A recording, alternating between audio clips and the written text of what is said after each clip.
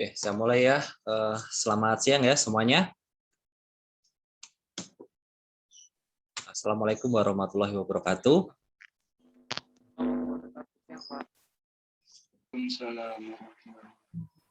Baik, karena udah masuk semua ini ya, udah join semuanya.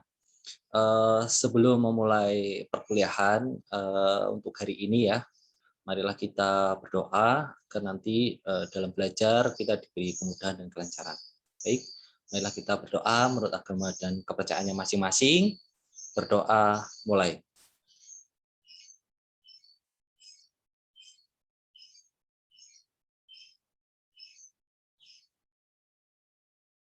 Selesai.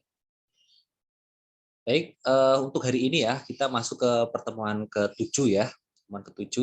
Nah, di pertemuan ke-7 ini ya, ntar saya tampilkan untuk RPS-nya ya, untuk pertemuan ke-7 ya. Nah, untuk pertemuan ke-7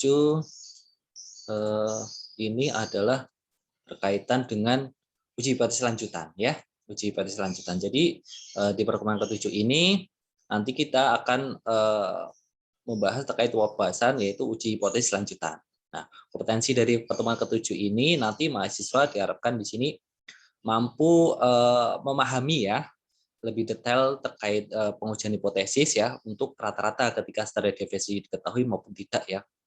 Kemudian juga uji hipotesis terkait dengan varian ya, varian dan standar deviasi ya.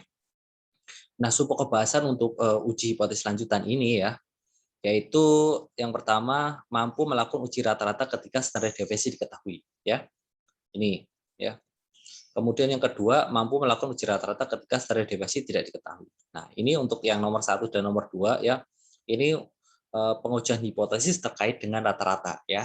Nah, bedanya kalau yang nomor 1 itu standar deviasinya diketahui, kalau yang nomor 2 ini standar deviasinya tidak diketahui. Nah, ini nanti nomor 1 dan nomor 2 ini rumus atau formula yang digunakan itu berbeda ya.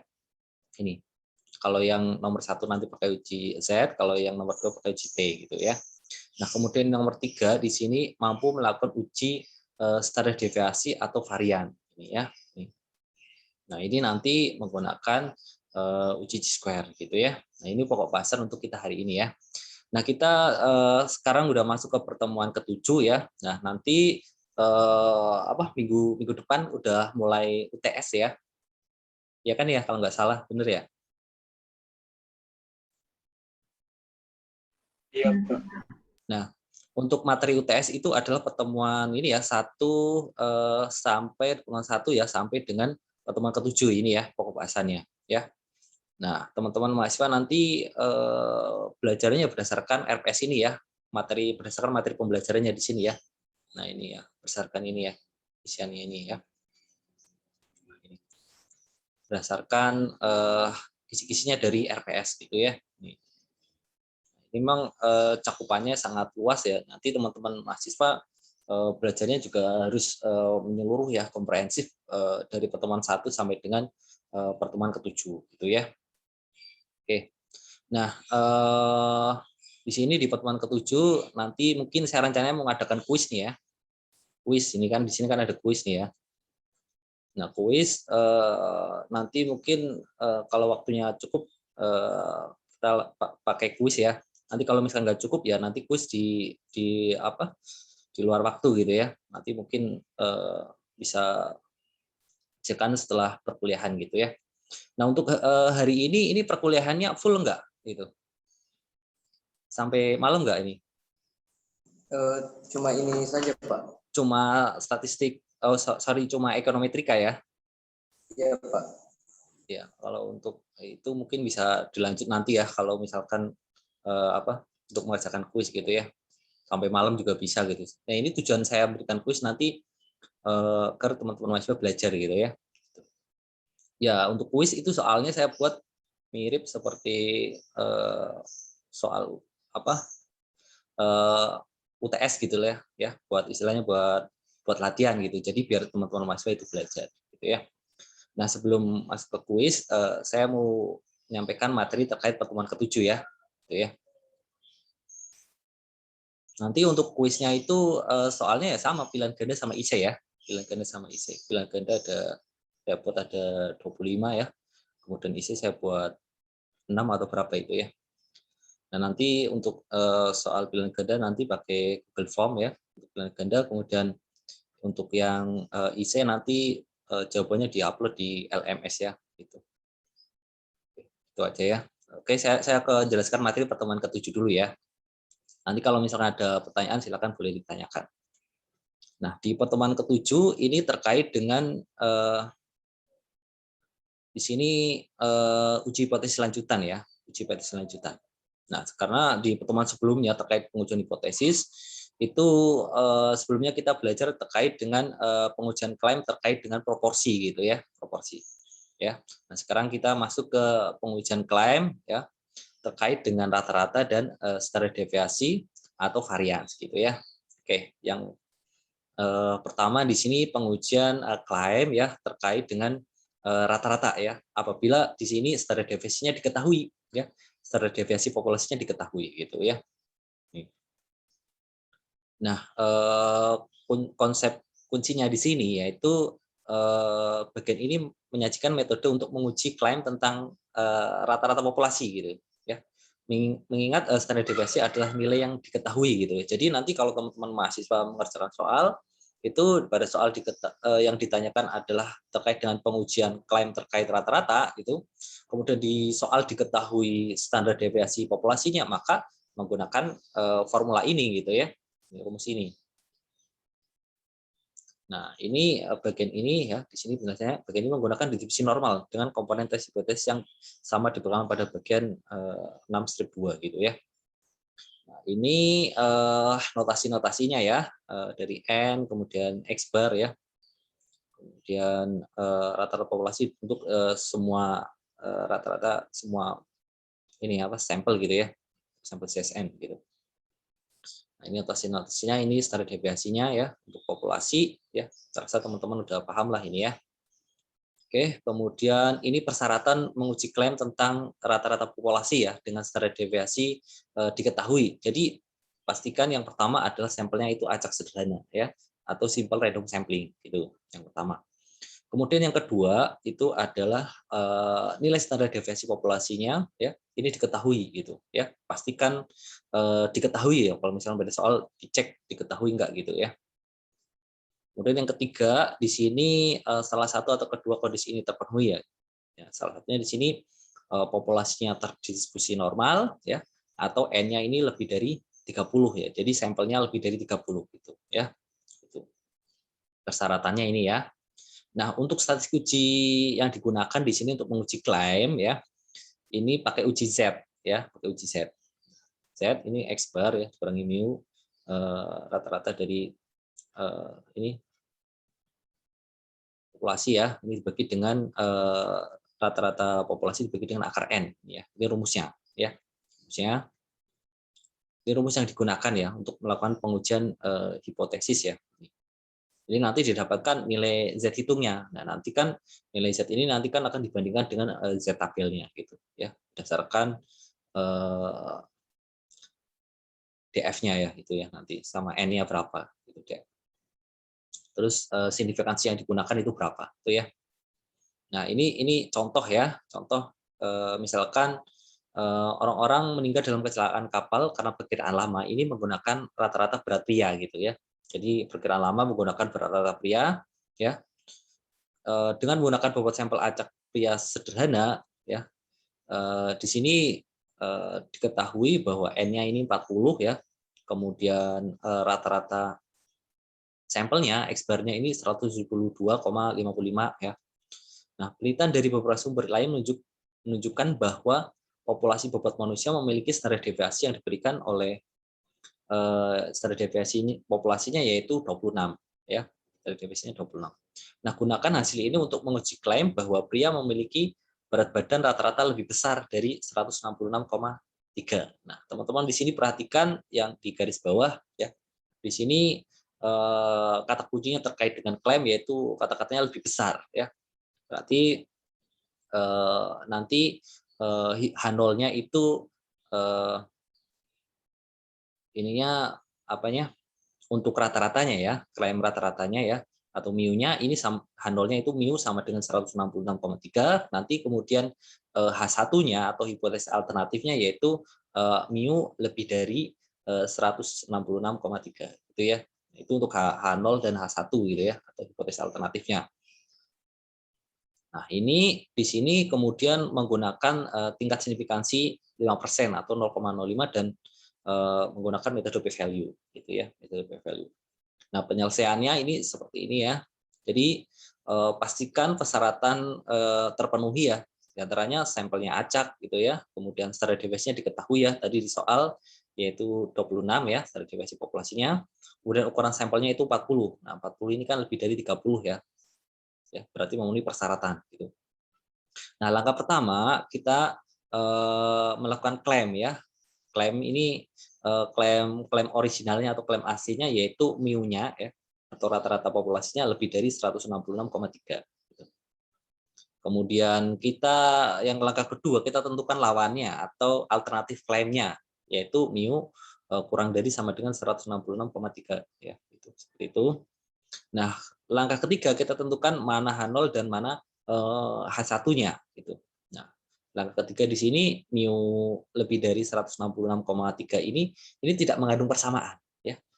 Tidak mengandung persamaan sehingga ini menjadi H1 atau hipotesis alternatifnya. Sehingga di sini H0-nya yaitu mu sama dengan 166,3 ya. Ini hipotesis nolnya. Kemudian H1-nya itu mu lebih dari 166,3. Nah, ini hipotesis alternatifnya atau ini merupakan klaim aslinya ya sesuai dengan klaim yang ada pada soal gitu ya. Nah, berikutnya di sini langkah keempat itu kita tentukan signifikansi. Nah, tingkat signifikansi ini kan tadi diketahui di soal yaitu sebesar 5% atau 0,05 ya alfanya gitu. Nah, kemudian langkah kelima kita hitung atau kita masukkan ke dalam rumus ya, rumus Z ini ya. Nah, kita masukkan di sini pakai rumus ini ya di sini. Jadi Z sama dengan X bar. Nah, di sini X bar-nya 172,55 dikurangi dengan rata-rata ini ya. Rata-rata klaimnya di sini 166,3. Dibagi dengan standar deviasinya 26 dibagi dengan akar N, N-nya 40. Nah, ini dapatkan nilai Z-nya. Ini 152 ya, 1,52 ya. 1,52. Nah, nanti kalau teman-teman menghitung nilai Z ya, nilai Z ini ya, pastikan kalau sudah dihitung ini ya dibulatkan menjadi 2 angka di belakang koma gitu ya. Nah, setelah itu kita setelah menghitung nilai Z ya, ini pengujiannya menggunakan ekor kanan ya. Paham ya? Jadi teman-teman karena bunyi klaimnya yaitu lebih besar ya, lebih besar maka menggunakan ekor kanan gitu. Jadi p-value-nya luasnya di sebelah kanan dari batasan Z 1,52 gitu ya. Nah, jadi kalau misalkan digambar ya, digambar itu seperti ini gambarnya ya.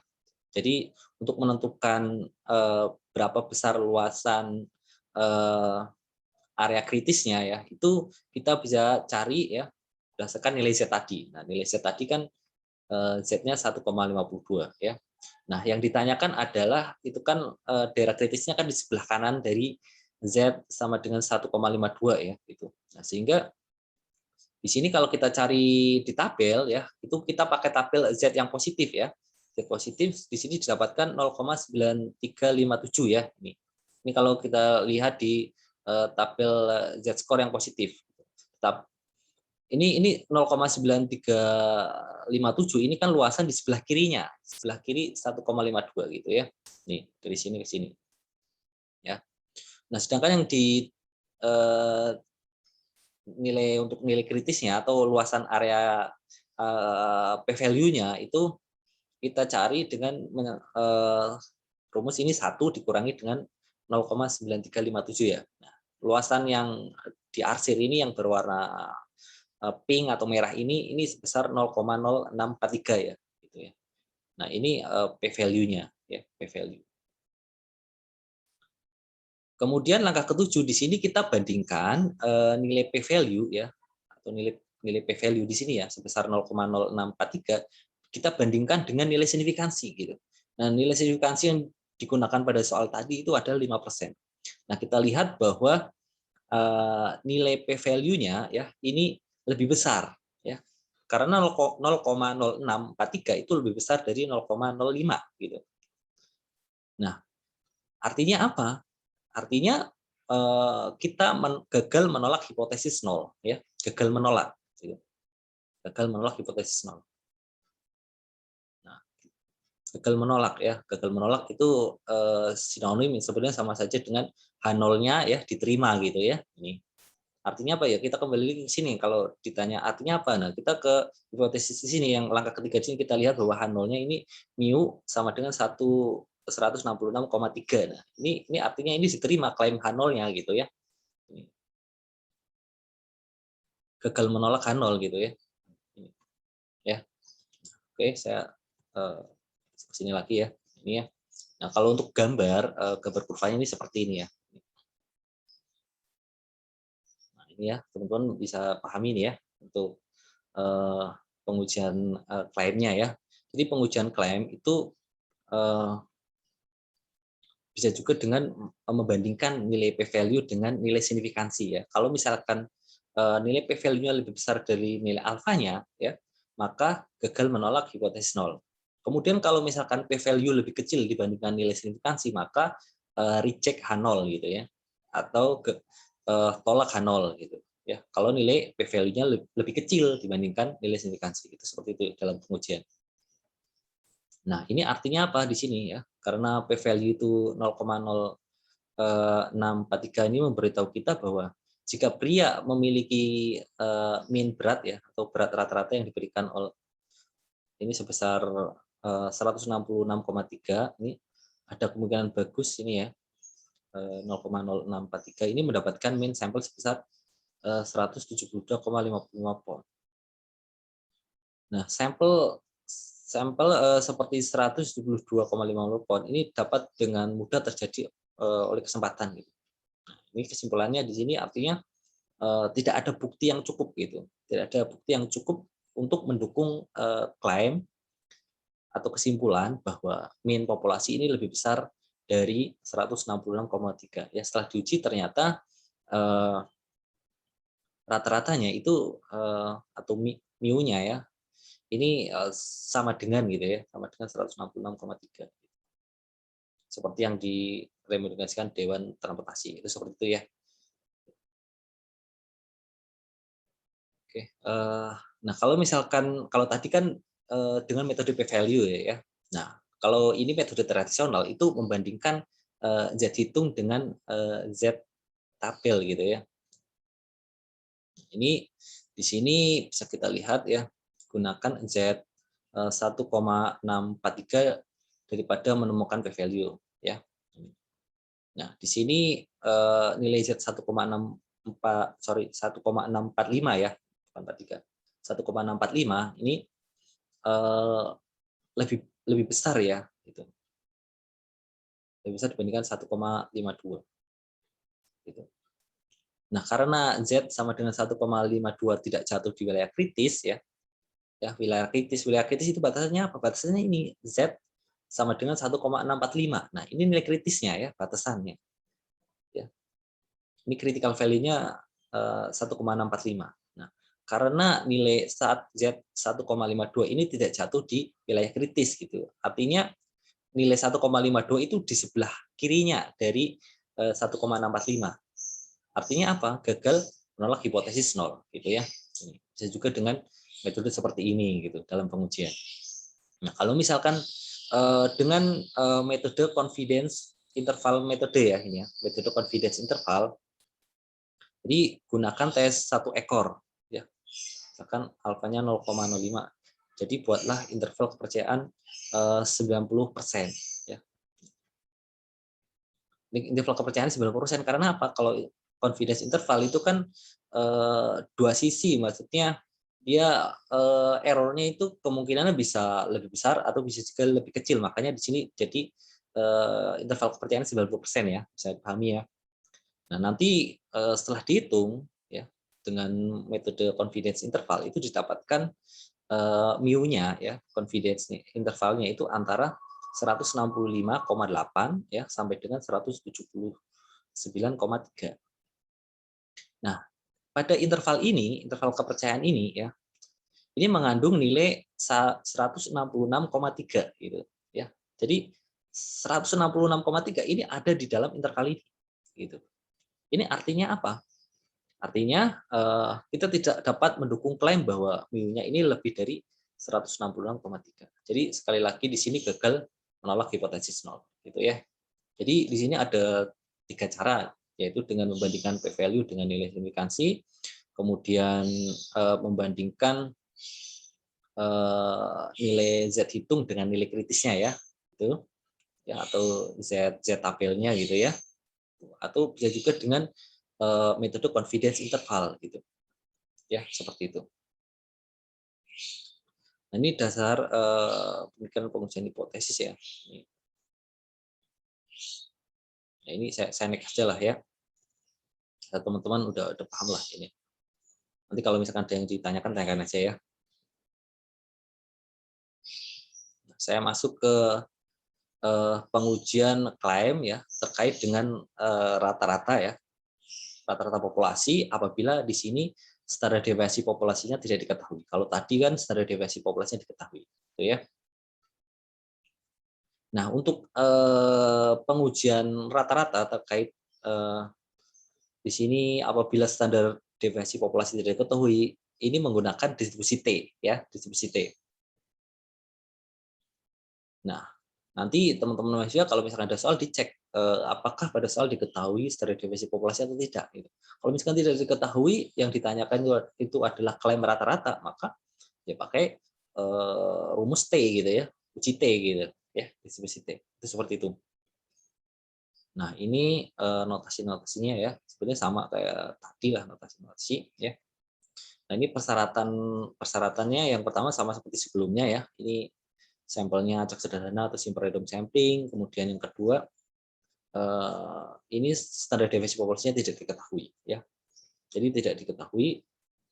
Kemudian yang ketiga ini sama seperti sebelumnya, yaitu populasinya terdistribusi normal dan nilai N-nya atau jumlah sampelnya lebih dari 30 gitu. Nah, ini rumus yang digunakan ya untuk pengujian klaim terkait dengan rata-rata populasi apabila standar deviasi tidak diketahui ya. Ini ya. Nah, di sini dalam pengujian ya, itu nanti untuk menentukan p-value-nya ya dan nilai kritisnya ini nanti menggunakan tabel A3 gitu ya, seperti di tabel Mario F. Triola gitu. Dan nilai DF-nya atau degree of freedom ya, derajat bebas, dan itu N-1 ya.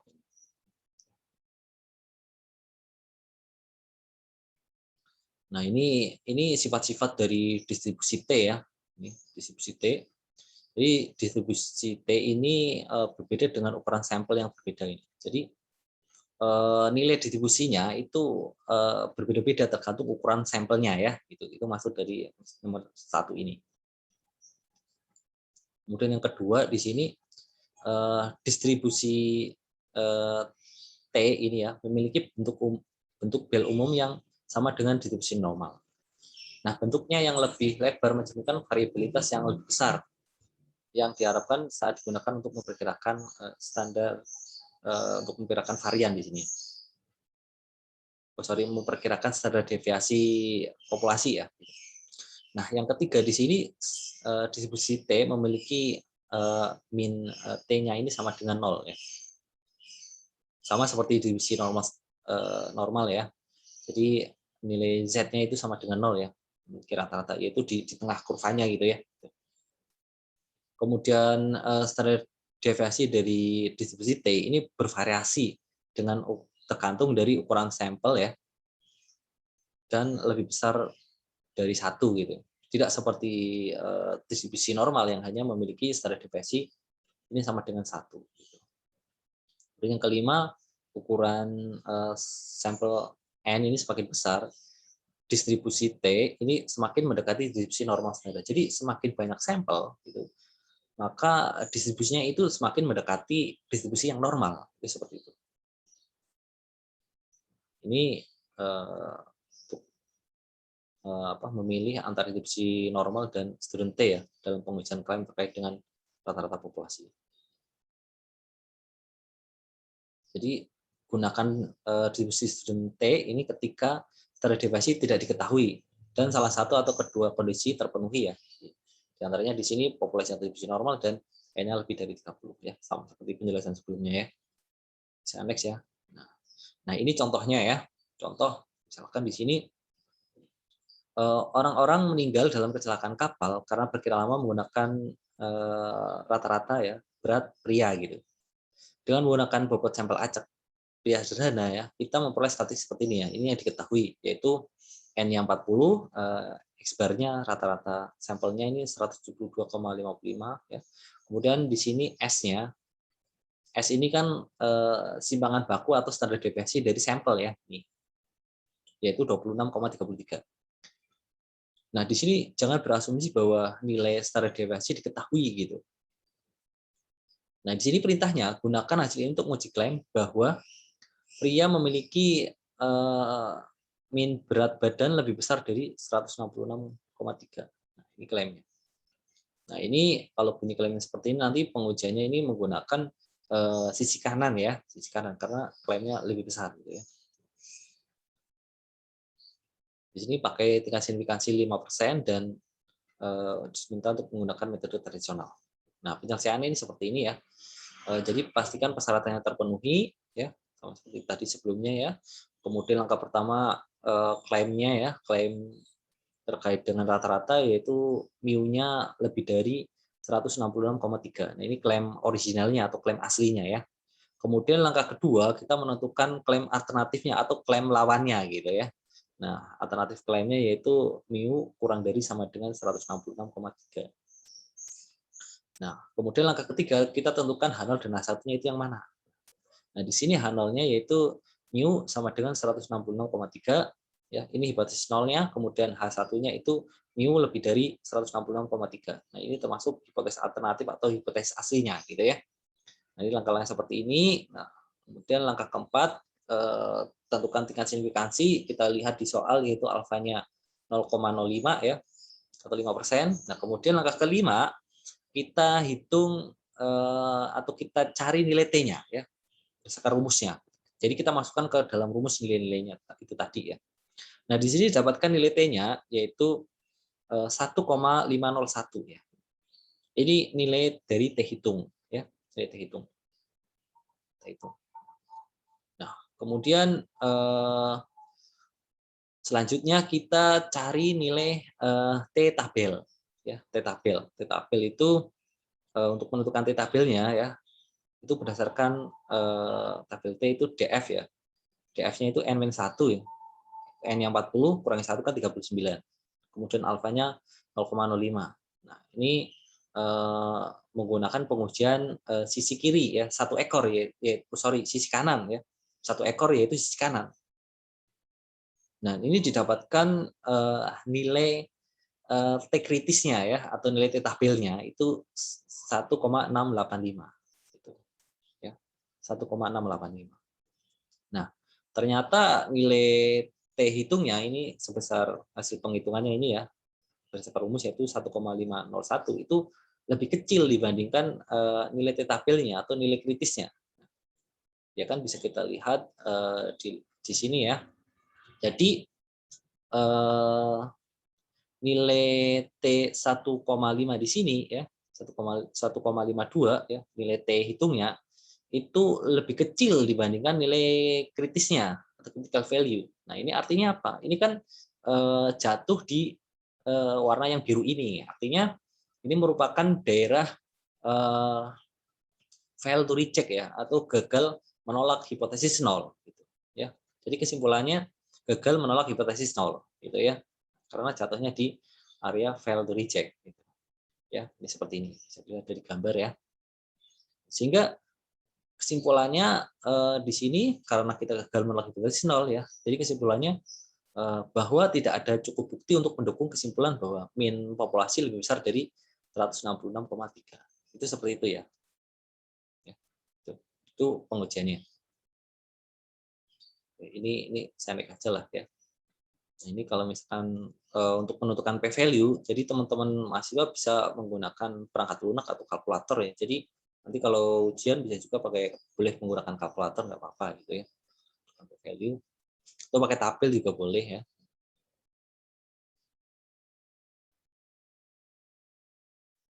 Ini penjelasan terkait dengan pengujian hipotesis ya.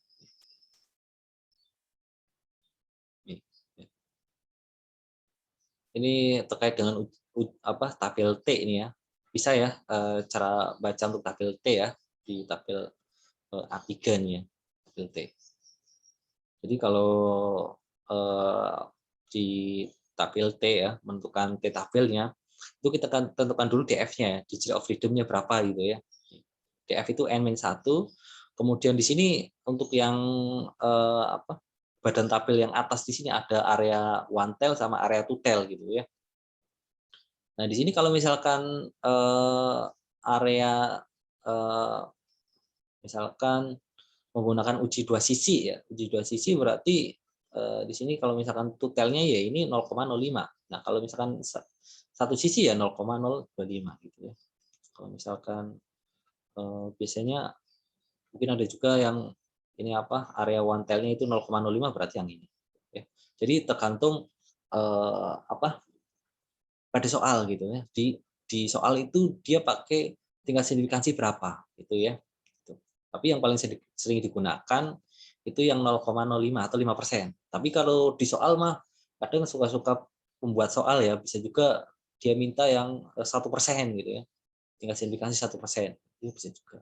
Jadi yang penting di sini teman-teman mahasiswa bisa cara baca tabelnya gitu ya.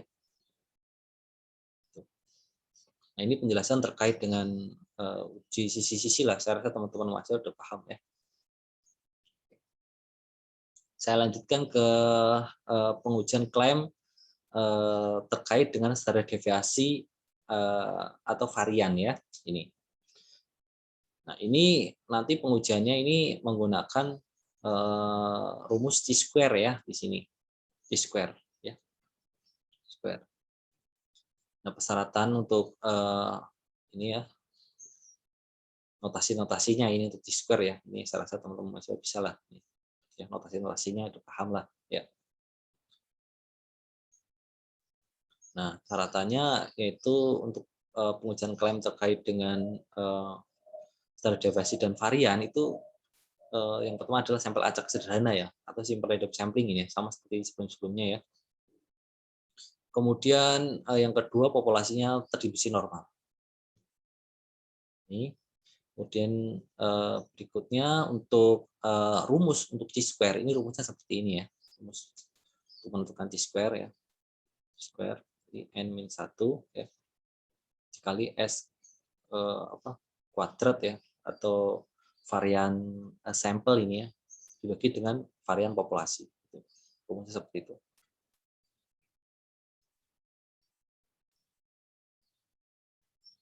Nah, untuk menentukan p-value dan nilai kritisnya ya, ini bisa menggunakan tabel A4 ya di bukunya Murray Afterall ini ya.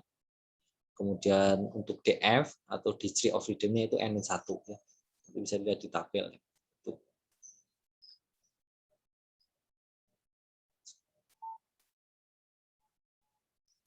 Perlu diperhatikan dari G-square. Jadi pengujian G-square pada bagian ini tidak kuat terhadap penyimpangan dari normalitas. Artinya pengujian tersebut tidak berjalan dengan baik jika populasi memiliki distribusi yang jauh dari normal. Ya. Jadi makanya syaratannya adalah distribusinya harus normal gitu. Oleh karena itu kondisi populasi yang distribusi normal merupakan persyaratan yang jauh lebih ketat dibanding di bagian ini gitu ya. Nah, untuk sifat-sifat T-square ini sebenarnya pernah dijelaskan di pertemuan sebelumnya ya. Jadi nilai dari T-square itu non negatif, artinya bisa juga nol, bisa juga positif gitu ya. Jadi tidak mungkin nilainya negatif. Karena T-square itu kan bentuknya kuadrat ya. Jadi tidak mungkin nilainya negatif gitu. Ini kayak sifat-sifat T-square ya. Saya make aja lah ya. Nah, ini jadi kalau T-square semakin besar atau meningkat nilai DF-nya, nanti kurvanya itu semakin mendekati distribusi normal. Kalau untuk T-square. Nah, untuk T-square ini kan kurvanya seperti ini ya. Ya, bentuknya dia tidak simetris gitu, beda dengan distribusi normal. Tapi semakin meningkatnya DF atau jumlah sampelnya, nanti bentuk kurvanya itu akan semakin mendekati distribusi normal ya. Seperti bisa kita lihat untuk perbandingan, yaitu apabila DF-nya 10 dan DF-nya 20 ya. Nah, yang DF 20 ini semakin mendekati distribusi normal gitu, bentuk kurvanya gitu ya. Ini sifat dari distribusi Chi-square.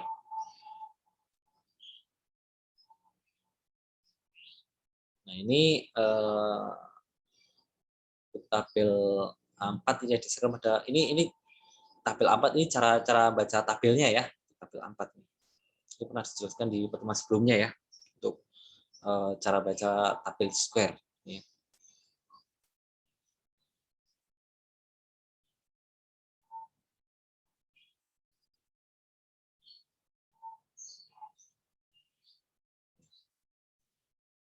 Ini cara baca tabel ya untuk pengujian square.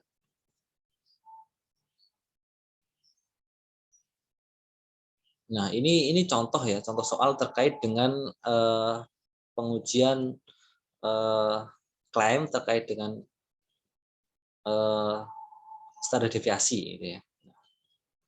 Jadi di sini contohnya pertimbangkan sampel acak sederhana dari 37 bobot sen ya. Jadi mata uang sen ya, pasca 1983 yang tercantum dalam bulan data ini ya. Jadi 37 bobot tersebut memiliki rata-rata, jadi 37 dari uang sen ini ya, itu rata-ratanya bobotnya itu 2,49910 gram gitu ya. Nah, standar deviasinya dari 37 uang sen ini ya, uang koin sen gitu ya, yaitu 0,01648. Di sini spesifikasi US ini, US Mint mengharuskan sen diproduksi sehingga berat rata-ratanya adalah 2,5 gram. Gitu.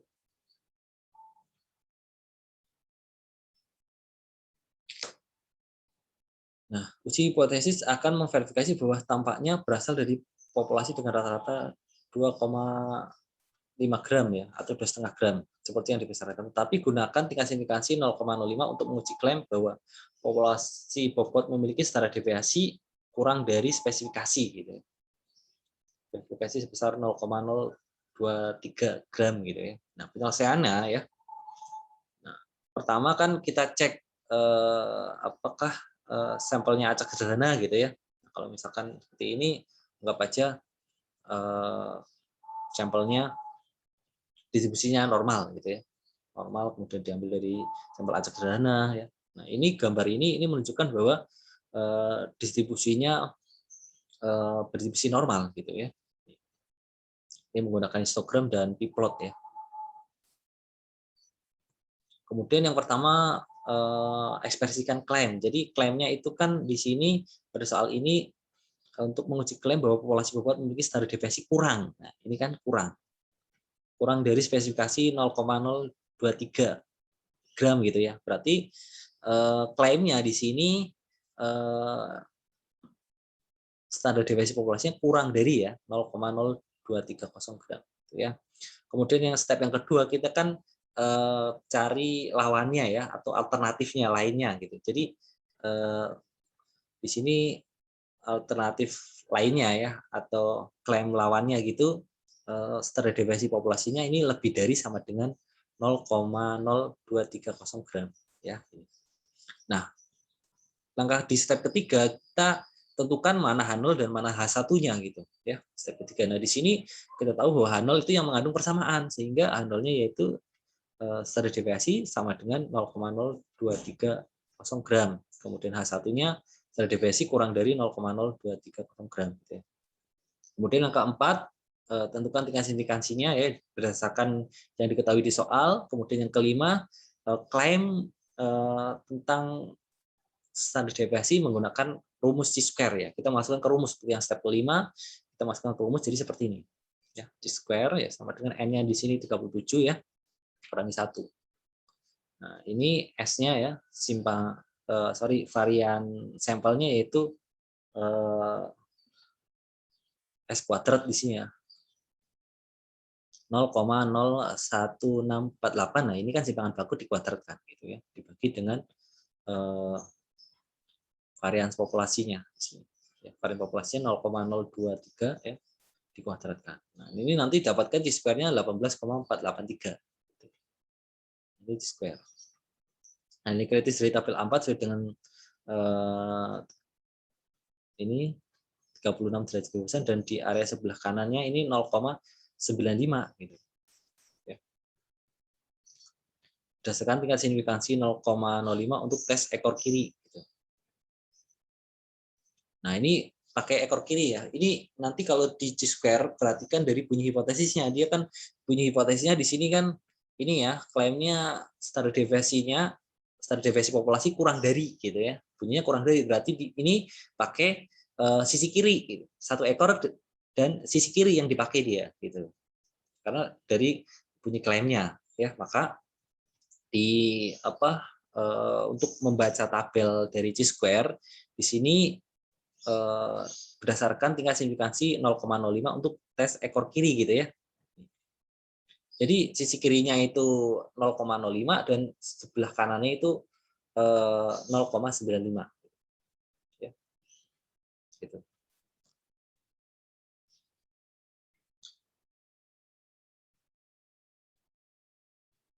Nah, ini tetapi tabel A4 ini menunjukkan banding kritisnya antara. Nah, ini mungkin karena tabel A4-nya ini tidak tepat di sini ya. Jadi tidak tepat pas di sini 36 dari derajat kebebasan ya. Itu 18 antara ya. Ini nilai kritisnya antara 18,493 dan 26,509. Tapi kalau teman-teman bisa pakai kalkulator atau aplikasi lain, itu nilai kritisnya 23,269 gitu. Ya. Nah, nanti kalau ujian itu kan, kalau ujian biasanya ada lampiran tabelnya. Nah, teman-teman mahasiswa pakai tabel yang di lampiran aja gitu ya. Biasanya ada lampiran tabel ya. Ada lampiran tabel, nanti pakai tabel itu aja. Nah, ini kan kalau digambar dalam kurva, ini bentuknya seperti ini ya. Jadi di sini ada daerah reject H0 dan failed reject. Oke, di sini untuk Chi-square-nya ya, tadi hasil Chi-square hitungnya yaitu 18,483 ya. 18,483. Kemudian kita dapatkan nilai critical value ya, atau nilai Chi-square tabelnya ya. Chi-square tabelnya sebesar 23,269. Nah, artinya apa, nilai Chi-square hitungnya itu terletak di area kritis gitu ya. Atau di area p-value-nya gitu ya. P-value-nya ini yang arsiran warna merah ini. Nilai Chi-square hitungnya ya. Maka artinya apa? Ini kan masuk ke dalam daerah reject H0 ya, reject H0. Jadi kesimpulannya apa? Kesimpulannya adalah reject H0 gitu. H0 di reject gitu. Atau H0-nya ditolak. Itu kesimpulannya ya. Bisa dilihat dari kurva ini ya. Jadi kalau teman-teman mahasiswa agar lebih mudah dalam pemahaman, mungkin nanti digambar gitu ya. Nah, tambahkan gambar kurvanya gitu. Seperti itu.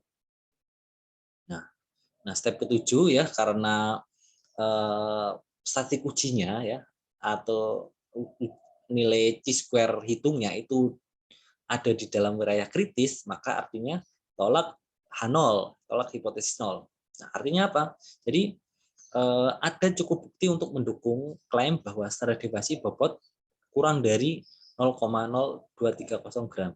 Jadi tampaknya variasi kurang dari 0,0230 gram ini ya, seperti yang ditentukan sehingga proses pembuatan dapat diterima. Itu seperti itu. Itu kesimpulannya. Oke, sampai sini ada pertanyaan, silakan kalau ada pertanyaan ya. Itu penjelasannya ya.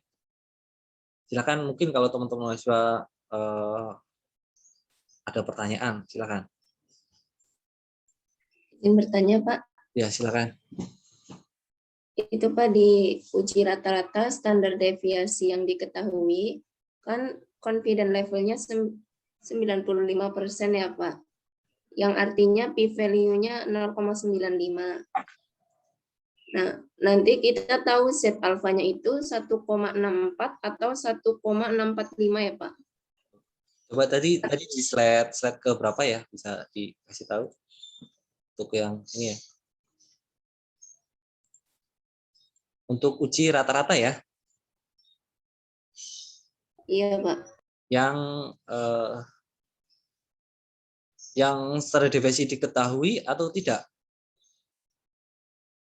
Yang diketahui, Pak. Yang diketahui ya. Nah, di soal ini ya, apa mana? Yang ini.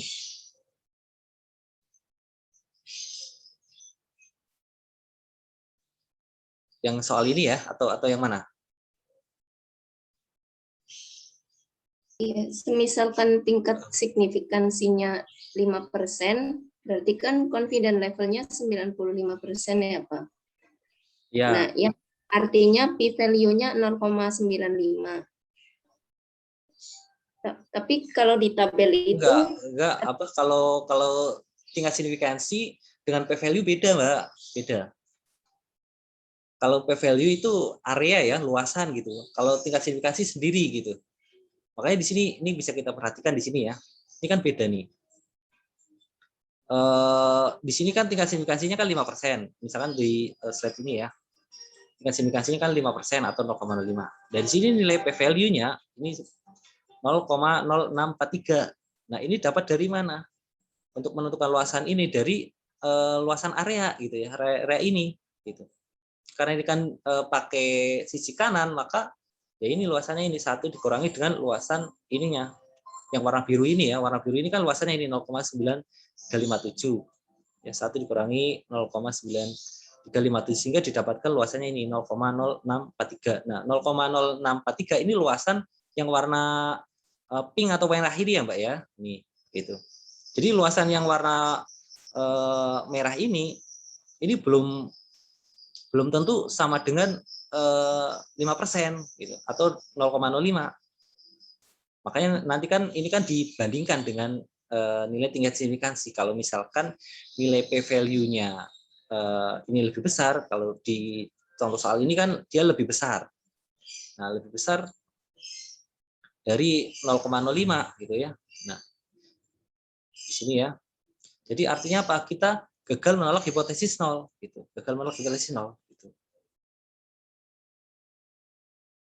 Itu seperti itu ya, Mbak ya. ya, Pak, berarti untuk yang tarafnya 5%, untuk Z alfanya itu 1,64 atau 1,645 ya, Pak?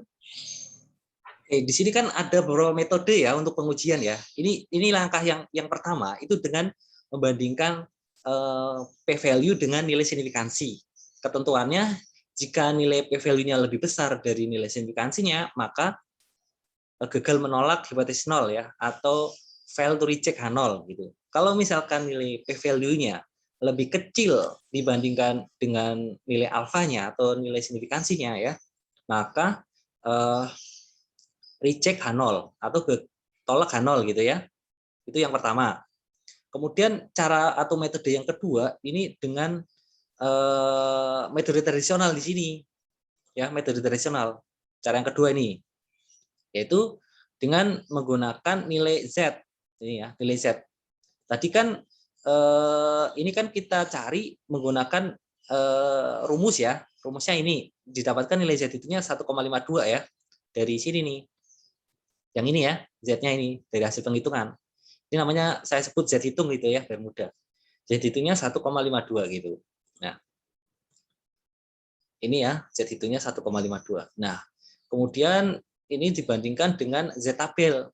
Ini berdasarkan tabel Z untuk alfa yang 5% atau nilai critical value ya. Nilai kritisnya untuk alfa yang 5%. Yaitu sebesar 1,645 ya ini ya.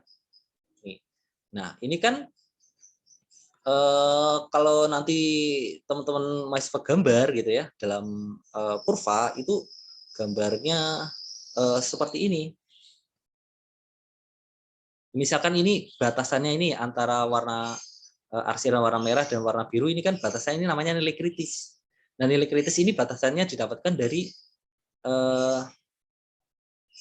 nilai ini apa? Nilai tabelnya ya, yaitu sebesar 1, ini 1, tadi 645 gitu. Nah, Z hitungnya itu di sini kan Z hitungnya sebesar 1,52 ini tidak jatuh di wilayah kritis. Artinya apa? Ini kan nilai 1, Z 1,52 kan lebih kecil kan ya dibandingkan dengan nilai Z sama dengan 1,645 ya. Ini kan lebih kecil nilai Z hitungnya. Maka ini kalau digambar di sini ini kan jatuhnya di sebelah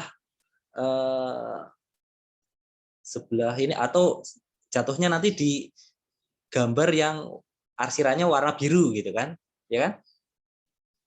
Bisa dipahami ya. Jadi nilai Z hitungnya itu jatuh di gambar yang warna biru, sehingga artinya apa? Di warna biru ini kan termasuk daerah fail to reject ya, atau gagal menolak hipotesis nol gitu. Itu seperti itu. Itu ya. Jadi maksud dari metode tradisional itu seperti itu. Jadi di sini gagal menolak hipotesis nol. Itu yang metode kedua, cara kedua. Nah, cara ketiga di sini dengan metode confidence interval gitu. Nah, metode confidence interval ini pernah dibahas di materi sebelumnya ya, terkait dengan estimasi menggunakan confidence interval ya. Nah, ini kan pada soal tadi itu kan pakai menggunakan tes satu ekor ya, satu ekor yaitu ekor atau sisi kanan gitu ya. Nah, di sini alfanya dia pakai yang 5% kan ya.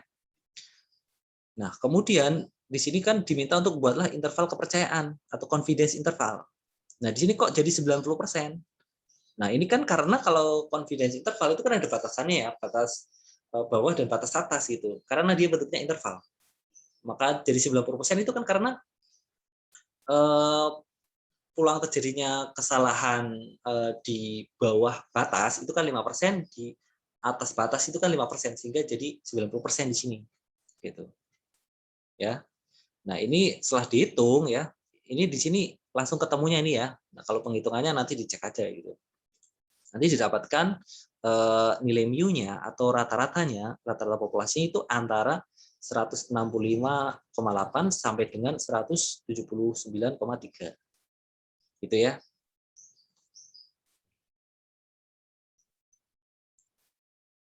Oke. Terima kasih, Pak. Oke, ya. Jadi ini kan karena klaimnya ini kan 166,3, ini kan jatuh di dalam interval gitu. Ada dalam interval. Artinya apa?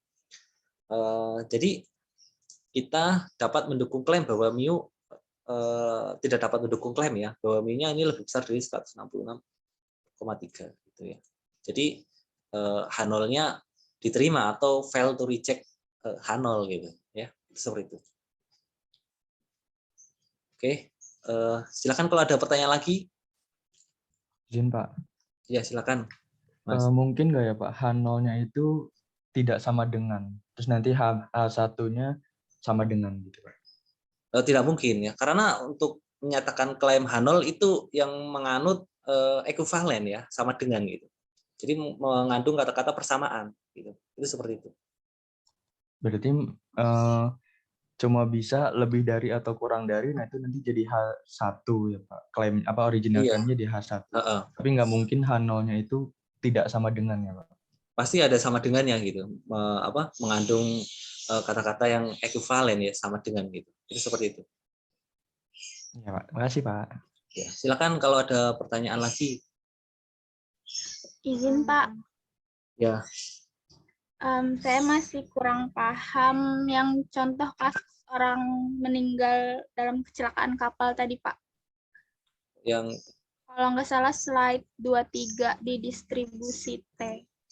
Oh, yang slide 23 ya. Oh, yang ini ya. Ya.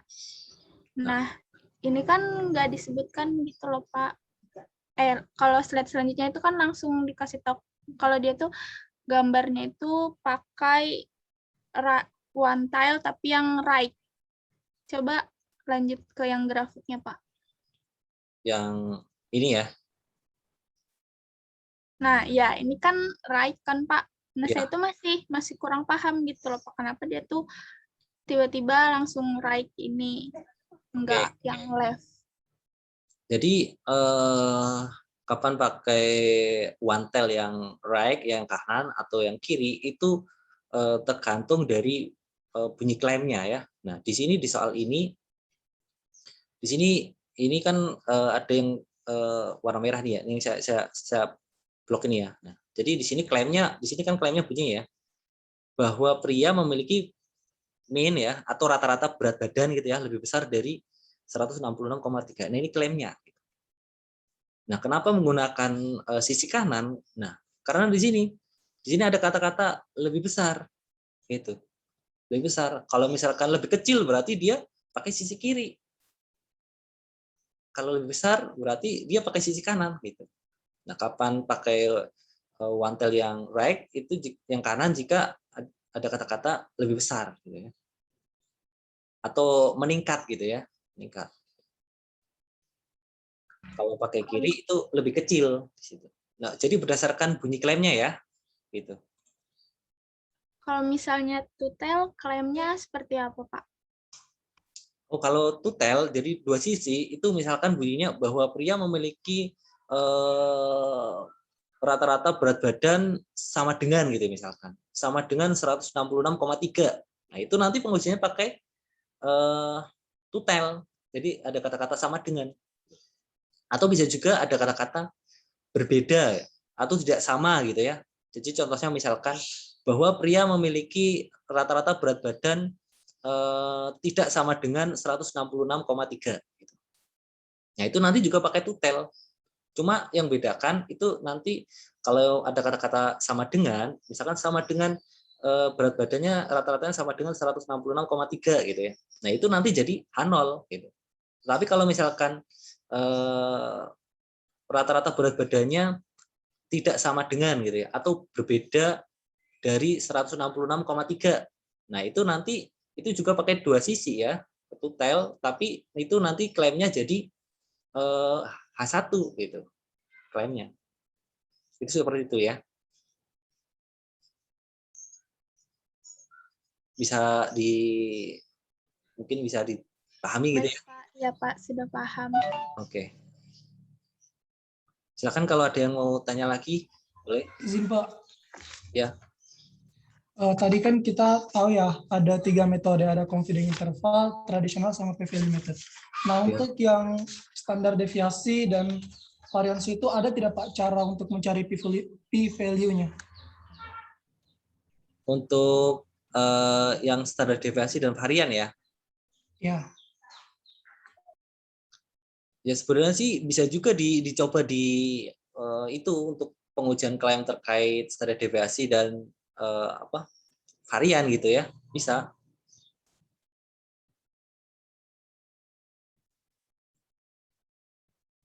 Tapi kan nanti kalau misalkan pada soal dia mintanya pengujiannya dengan apa gitu ya. Sebenarnya dengan salah satu aja juga boleh gitu ya.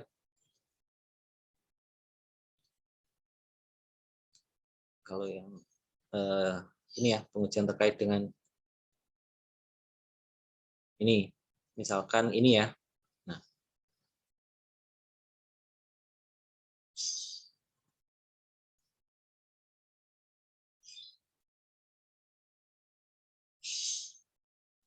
Nah, tapi kalau untuk chi-square ya, ini mungkin berbeda ya dengan distribusi normal ya gitu ya. Sedikit berbeda dengan distribusi normal gitu untuk chi-square ya. Makanya kalau chi-square di sini dia tidak menggunakan 3 metode tadi, tapi untuk yang chi-square dia menggunakan metode tradisional gitu ya di sini. Dia membandingkan chi-square hitung dengan chi-square tabel gitu. Di sini.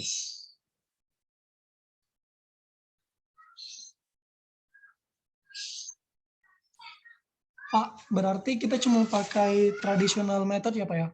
Iya, kalau untuk yang ini ya, untuk yang chi-square ya.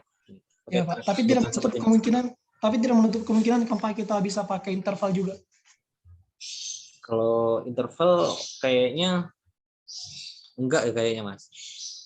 Karena di sini Berarti ilmu di pertemuan 5 nggak bisa kepake apa ya? Maksudnya Iya. nggak bisa dipakai untuk interval di sini.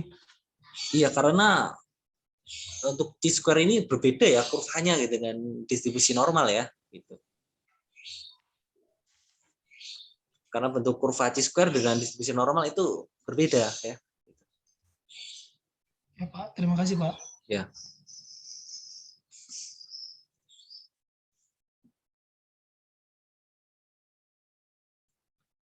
Misalkan kalau ada pertanyaan lagi terkait materi hari ini ya.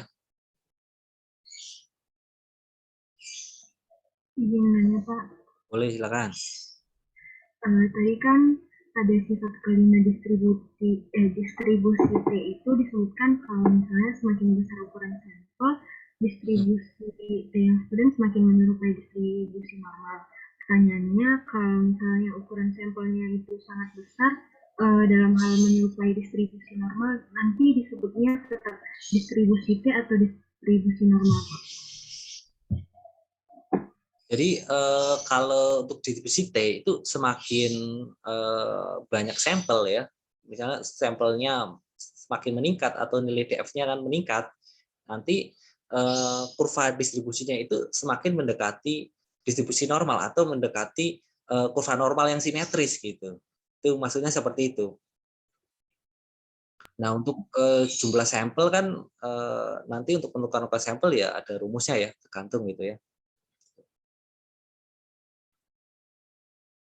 Iya Pak, terima kasih. Iya ya. Silakan kalau ada pertanyaan lagi.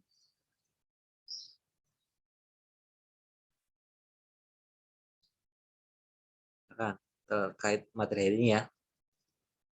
Jadi untuk materi hari ini itu kita belajar terkait ini ya. Mampu melakukan uji rata-rata ketika standar deviasi ketahui, kemudian mampu melakukan uji rata-rata ketika standar deviasi tidak diketahui ya, kemudian mampu melakukan uji standar deviasi atau varian. Seperti itu. Ada pertanyaan mungkin dari teman-teman untuk materi hari ini?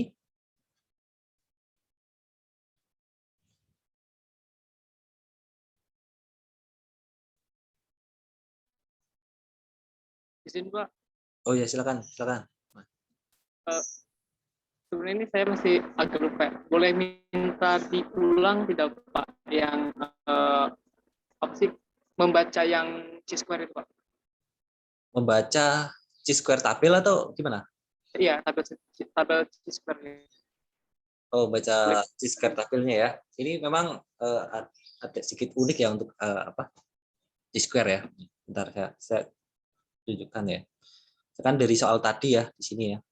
Buat contoh ya. Oke. Nah, ini kan untuk C-square di sini ya. Ini misalkan di sini untuk soal tadi ini ya. Soal tadi di sini kan sampelnya ya atau N-nya ya. Ini kan 37 ya. Sampelnya 37. Nah, DF-nya itu kan N-1 ya. N-1 jadi kan 36 DF. Kemudian di sini pakai tingkat signifikansi yang 5%. Ya. Tingkat signifikansi 5%, alfanya 5%. Kemudian di sini menguji klaim bahwa populasi bobot memiliki standar deviasi kurang dari. Nah, di sini ada kata-kata kurang dari. Berarti ini pakai uji yang sisi kiri, ya kan? Sisi kiri, one tail yang sisi kiri, ya. Jadi pahami ya. Nah, artinya apa? Kalau misalkan ini nanti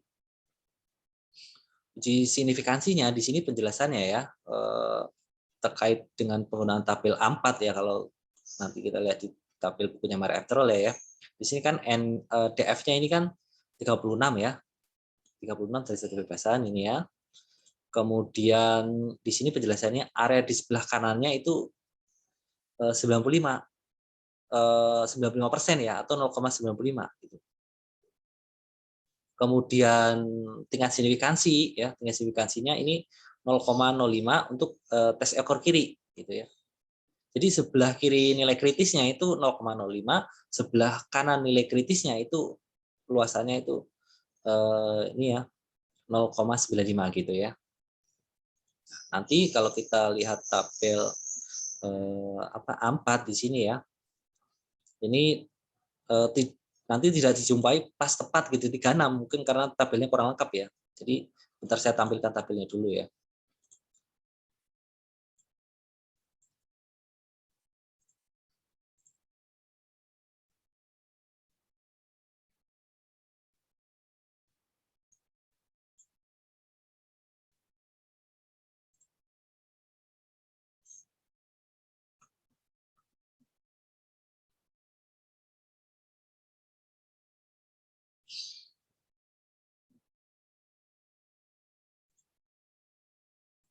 Nah, ntar saya share screen terkait tabelnya ya.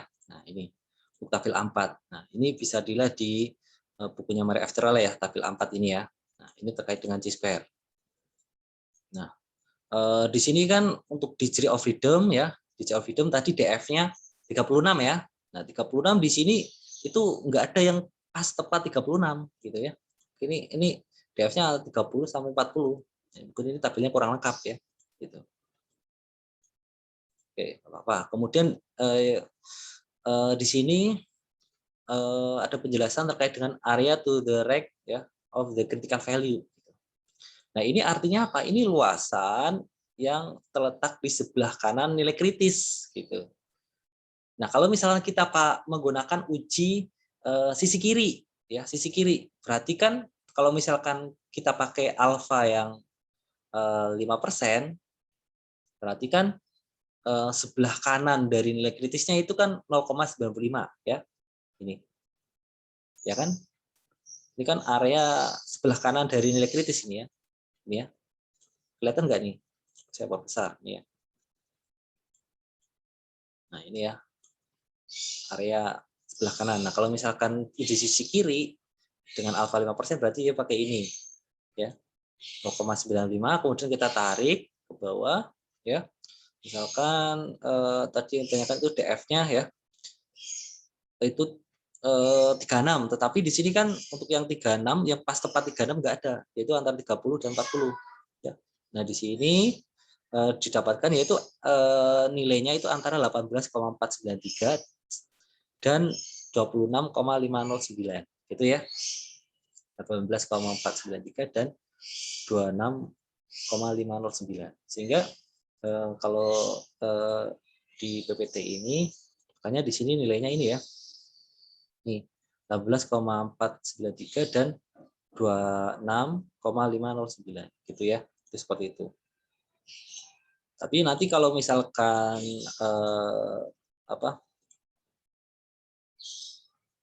ujian gitu ya. Nah, itu nanti ada tabel ya.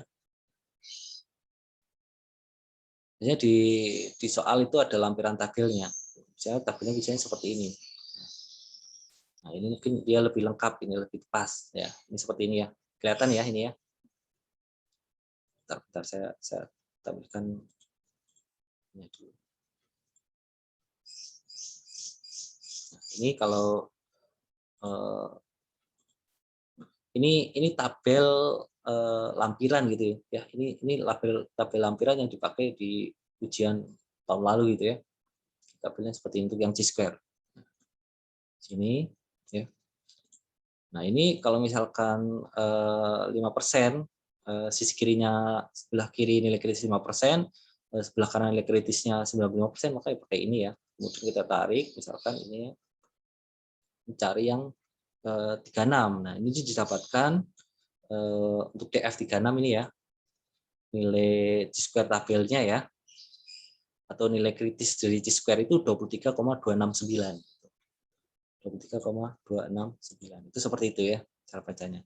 Itu kalau pakai ini kan untuk yang sisi kiri dia ya, sisi kiri nih. Ini untuk yang sisi kiri nih ya. Sebagai sisi kiri. Kalau yang ini ya, yang ini untuk yang uji sisi kanan gitu.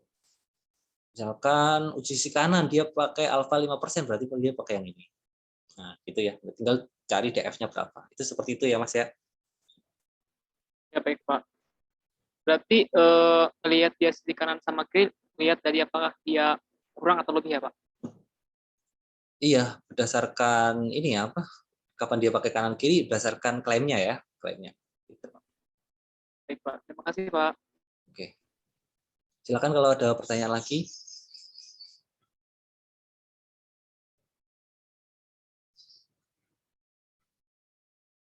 Silakan ya. Ini mungkin dari materi-materi sebelumnya kalau ada yang mau ditanyakan nggak apa-apa ya, karena minggu besok kita udah UTS ya. Ini memang perlu persiapan ya. Sebelum saya ngasih soal untuk ini apa kuis ya. Pak, izin bertanya. Ya. Saya masih bingung Pak terkait yang soal UTS tahun lalu, yang nomor 15 pilihan ganda.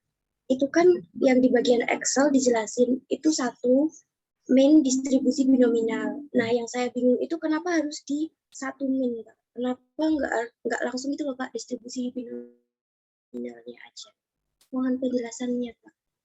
Oh, itu yang buat kunci jawaban itu dosen koordinatornya ya. Tapi kalau teman-teman ngitung pakai rumus biasanya gitu, ketemunya sama nggak?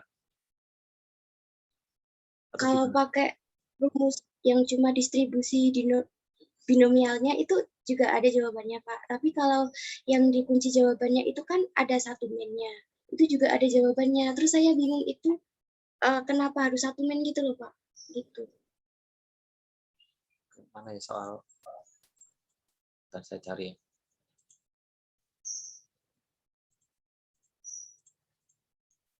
Itu kalau soal tahun lalu ya, UTS tahun lalu itu hanya sampai ini ya, estimasi Pak ya.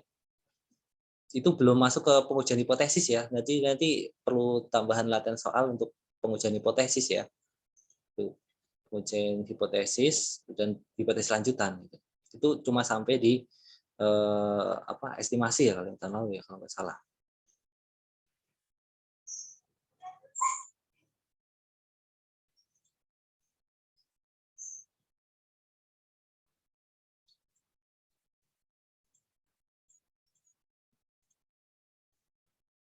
Sebentar, saya cari soalnya ya.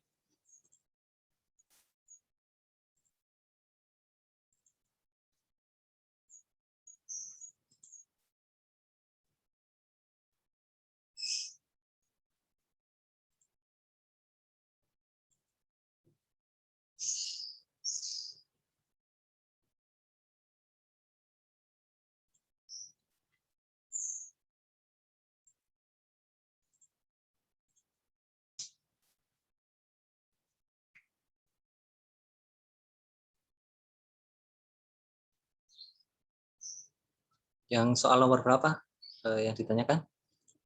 15 pilihan ganda Pak.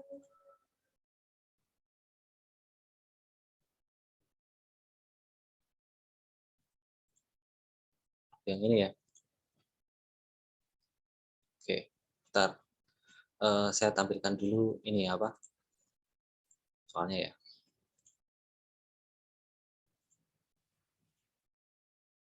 Yang ini Pak ya. Peluang sebuah anak panah gitu ya. Benar. Ini ya, soal nomor 15 ini kan ya. Udah kelihatan belum? Sudah Pak. Soal nomor 15 ini ya, Mbak ya? Yang ditanyakan. Betul Pak.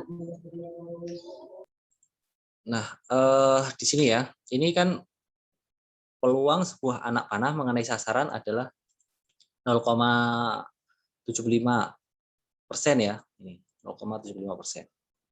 5 orang pemanah membidik menuju sasaran yang sama, gitu ya. Nah, di sini yang ditanyakan peluang sedikitnya satu mengenai sasaran adalah, nah di sini kan sedikitnya satu kan di sini sedikitnya satu ya ini ya, sedikitnya satu itu bisa juga satu, bisa juga dua, bisa juga tiga, bisa juga empat, bisa juga lima gitu ya.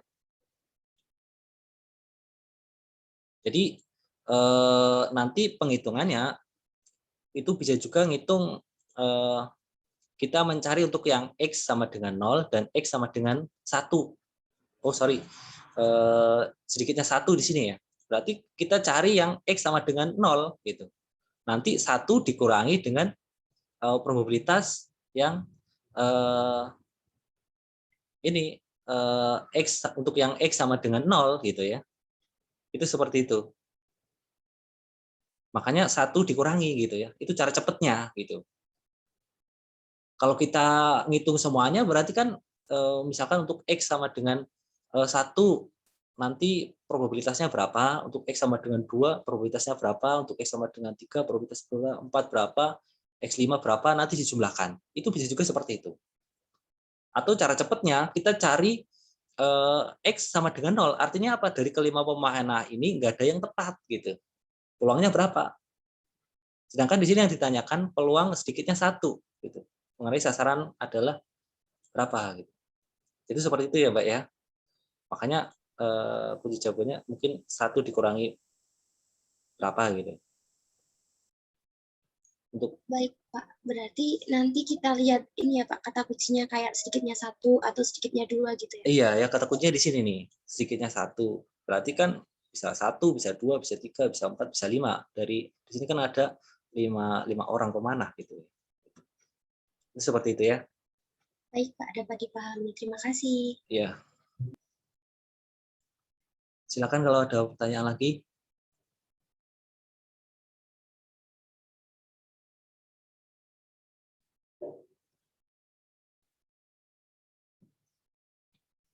Nah, ini teman-teman mahasiswa nanti belajarnya berdasarkan ini ya, apa? RPS ya. Jangan sampai keluar dari RPS gitu. Nanti terlalu jauh ya. Misalkan di pertemuan 1 ya, ini pokok bahasanya terkait dengan pengenalan ini kelihatan ya? Kelihatan nggak?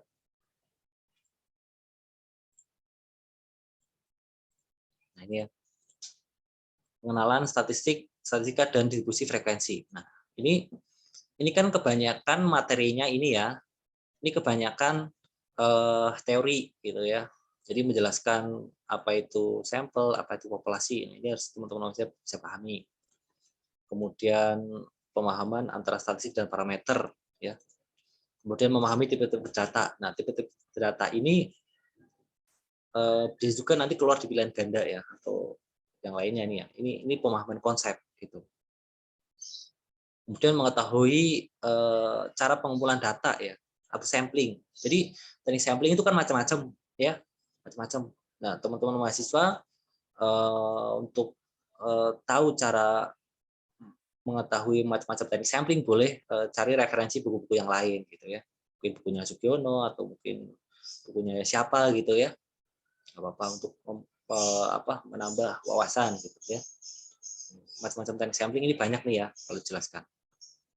Kemudian di sini mengetahui tentang distribusi frekuensi. Nah, jadi teman-teman mahasiswa untuk yang pertemuan 1 ini harus bisa menyusun atau membuat distribusi frekuensi gitu. Ya, distribusi frekuensi yang di dalamnya itu ada kelas-kelas interval, kemudian frekuensinya berapa gitu ya. Itu ya. Ini harus bisa nih ya untuk pertemuan 1. Nah, di pertemuan kedua di sini terkait dengan statistik untuk deskripsi, polarisasi dan perbandingan data. Jadi di sini yaitu mengetahui rata-rata ya, rata-rata mampu menghitung modus, mean, median ya untuk data tunggal dan data kelompok. Nah, ini terkait dengan ukuran ini ya, ukuran pemusatan data. Jadi teman-teman harus bisa mencari apa? Mencari mean, median, modus gitu ya. Baik itu untuk data tunggal ataupun data kelompok itu harus bisa. Ya, rumusnya ada di buku ya. Gitu. Kemudian yang kedua ini mengetahui konsep dan mampu menghitung range ya, standar deviasi dan varian. Nah ini ya, range, standar deviasi dan varian. Nah ini terkait dengan ukuran penyebaran ya, dispersi dari suatu data gitu. Nah ini harus bisa ya, baik itu untuk data tunggal ataupun data kelompok. Gitu. Yang ketiga ini menghitung desil, persentil, kuartil ya. Ini ukuran letak ya, posisi. Gitu. Jadi kalau kita mau menghitung ukuran atau menentukan ukuran letak ya, kita harus tentukan dulu letaknya itu di mana. Gitu. Letaknya data nomor urut keberapa ya. Kalau data tunggal itu memang harus diurutkan dulu ya, diurutkan dari yang paling kecil yang sampai ke paling besar, kemudian tentukan letaknya itu yang ditanyakan di mana, kemudian tentukan nilainya gitu ya, untuk ukuran letak. Nah, kemudian mampu menghitung z-score. Z-score itu kan nilai z ya, z sama dengan ini ya, seperti rumus z itu ya, x min x bar dibagi dengan s gitu ya, keseimbangan baku ya.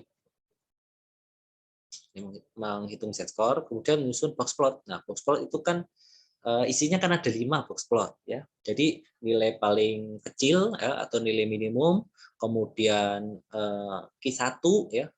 Q1 ini sama aja 25%-nya data gitu ya. 25%. Kalau sama aja persentil ke 25 ya, Q1 gitu. Nah, kemudian Q2 ini sama aja dengan median atau nilai tengah ya, Q2. Median atau nilai tengah, kalau persentil ya persentil ke 50. Kemudian Q3 ya, ini Q3 itu apa? Kalau persentil ya data nomor urut ke 75%-nya gitu ya. Kemudian nilai paling tinggi ya, gitu. Itu box plot. Jadi ada 5 isinya kalau diminta untuk nyusun box plot ya. Jadi nilai minimum Q1, Q2 ya, Q3 sama nilai maksimum itu box plot ya. Bisa ya ini ya.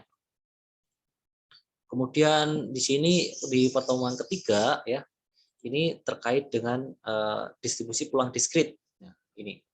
Jadi di distribusi peluang diskrit ini menentukan besarnya peluang. Ya, kita tahu bahwa peluang ya ini nilainya kan, kalau peluang kan antara dari 0 sampai dengan 1 gitu ya.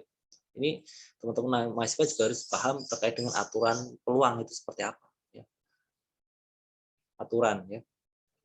Ada kan ada aturan penjumlahan, ada aturan perkalian gitu ya. Penjumlahan, ada aturan perkalian.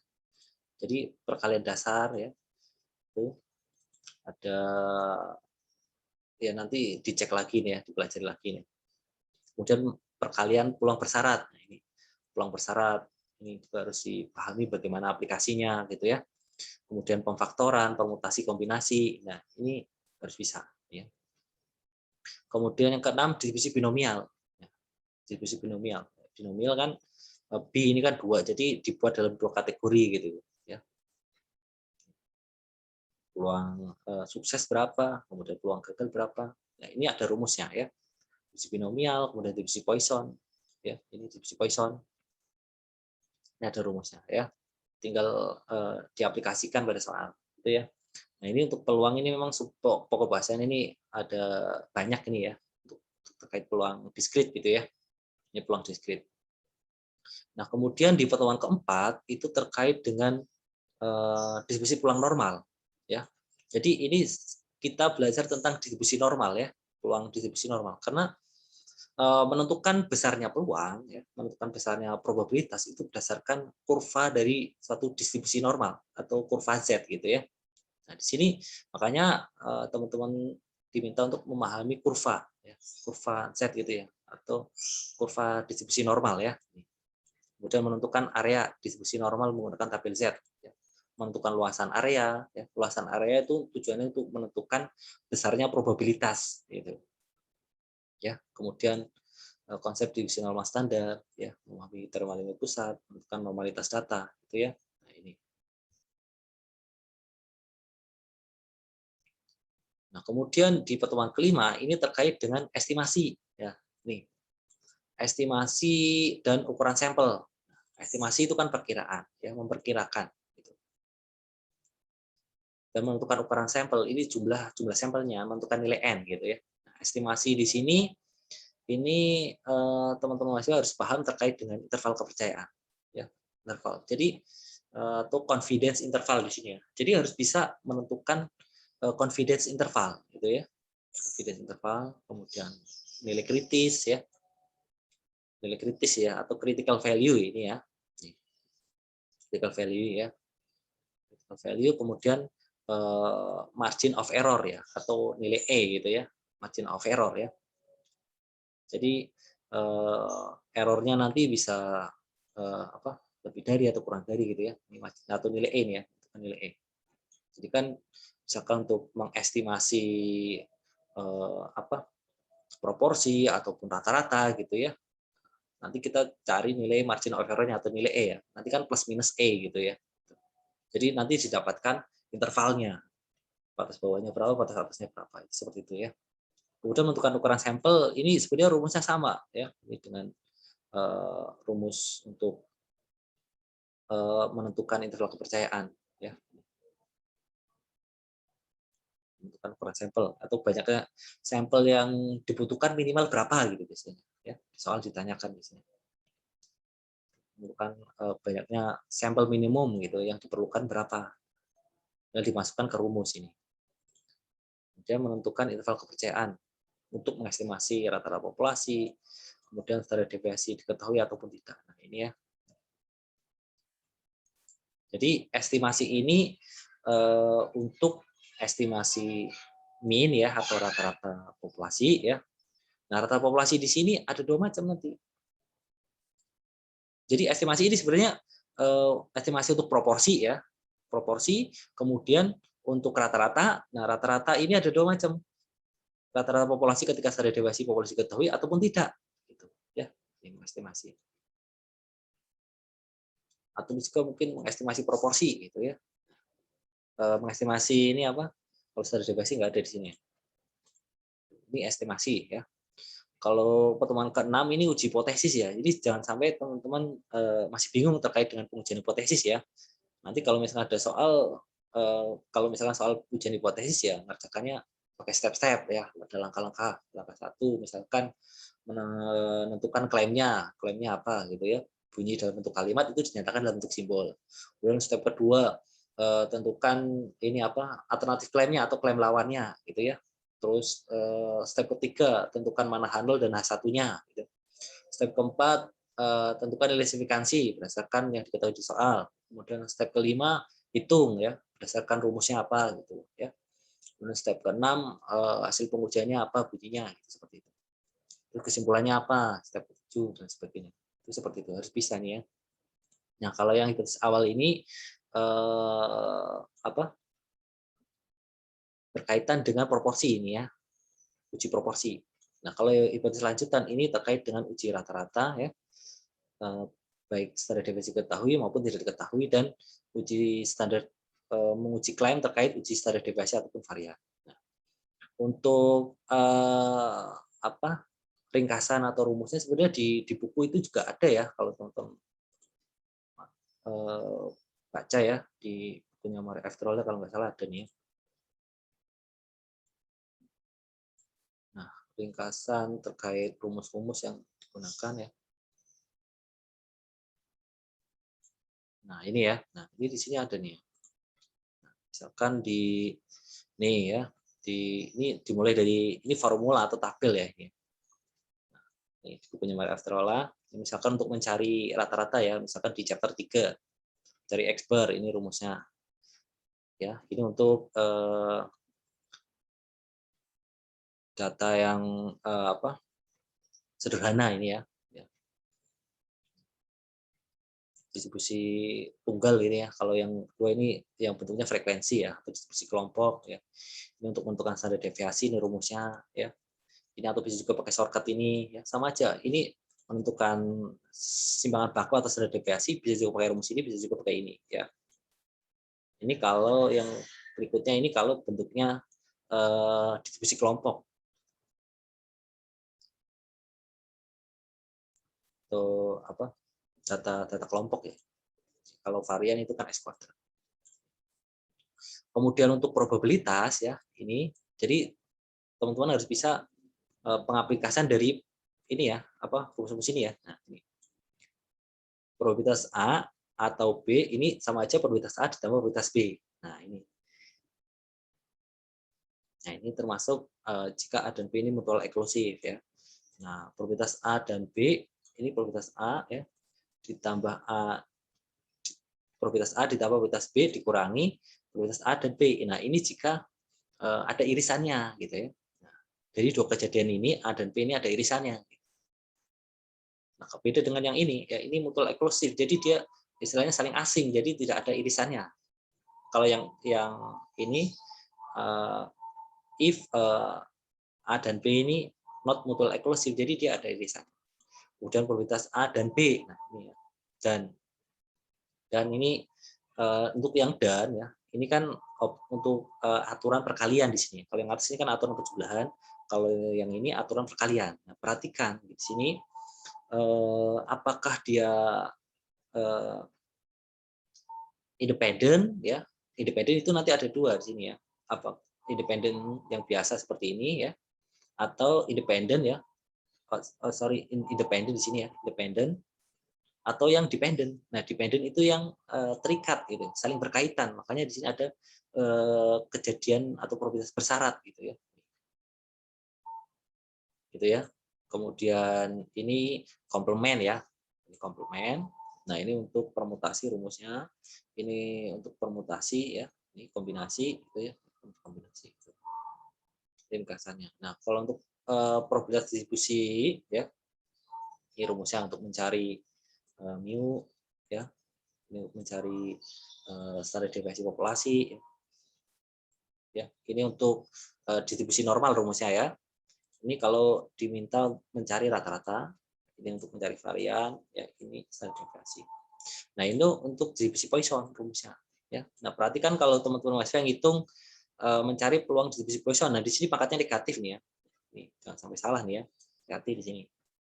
Nah, di sini nilai N-nya sudah diketahui. 2,1828 ya. Ini chapter 5, chapter 6 ini distribusi normal. Nah, distribusi normal kan rumusnya ini ya. Z sama dengan X min mu ya, kurang mu dibagi dengan standar deviasi. Nah, ini kalau yang ini untuk populasi, kalau yang ini untuk sampel gitu ya. Seperti itu. Ini central teorema limitnya ya.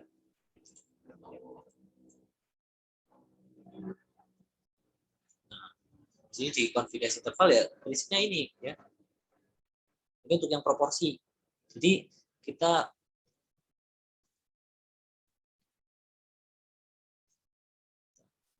ini untuk yang confidence interval. Jadi kita diminta untuk mengestimasi proporsi ya. Mengestimasi proporsi ini rumusnya seperti ini. Nah, ini untuk satu populasi ya. Ini satu populasi. Nah, nanti untuk yang dua populasi itu nanti dipelajari, dibahas di setelah UTS ya, materi untuk UAS gitu. Kalau yang sebelum UTS kita masih satu populasi ya, satu populasi. Ini rumusnya seperti ini. Ya, ini untuk confidence interval. Ini untuk proporsi. Di mana kalau kita mau mencari E ya atau margin of error ini rumusnya. Gitu ya. Kemudian ini untuk mencari rata-rata. Di sini perhatikan. Ini ada dua macam. Apabila standar deviasi diketahui dan tidak. Nah, kalau tidak diketahui ya, itu pakai T dia. Ya, ini kalau diketahui dia pakai Z. Nah, untuk nilai T dan Z-nya ini nanti pakai tabel ya gitu. Nah, ini untuk varian, Nah, ini ringkasannya ya. Nah, ini untuk menentukan ukuran sampel. Nah, sampel Z, ini ukuran sampel. Menentukan jumlah sampelnya berapa gitu ya. Nah, ini pengujian statistik ya ini ya. Ini rumusnya. Ya. Yang tadi kita bahas ya terkait dengan pengujian hipotesis ya. Ini. Jadi rumusnya memang banyak ya. Tapi ini kan sebenarnya nanti kalau ujian kan boleh buka buku ya gitu ya. Teman-teman mahasiswa bisa pelajari gitu ya. Mana rumus yang tepat dipakai untuk masing-masing soal gitu ya. Ini ada rumus T, ada Z ya. Ini seperti ini rumusnya ya. Tinggal pengaplikasiannya seperti apa. Itu seperti itu ya.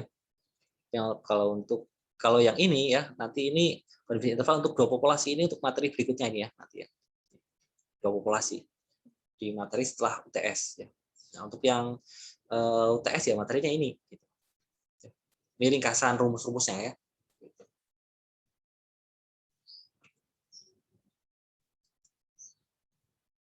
Oke, silakan kalau ada pertanyaan, mungkin bisa dipahami ya. Kalau ada pertanyaan silakan. Kalau nggak ada, saya kasih soal ini untuk kuis ya, untuk latihan ya. Ini mau ngumpulin sampai kapan ya? Karena kalau ujian kan waktunya berapa? 2,5 jam ya. 2,5 jam. Kalau saya tidak 2,5 jam ya, kasihan mahasiswa gitu. Ya. Mungkin sampai jam berapa nih? Ini saya bikin soal pilihan gandanya 25 ya, sama isinya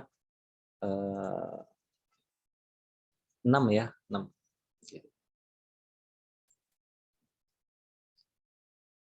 Sebelum mulai, ini ada pertanyaan enggak? Ada pertanyaan mungkin dari teman-teman? Mungkin ada yang masih mau bertanya, silakan. Pak, yang rumus-rumus tadi itu ada di mana ya, Pak? Ada Di di bukunya kah, Pak? bukunya ini, Mario F. Trolla ya.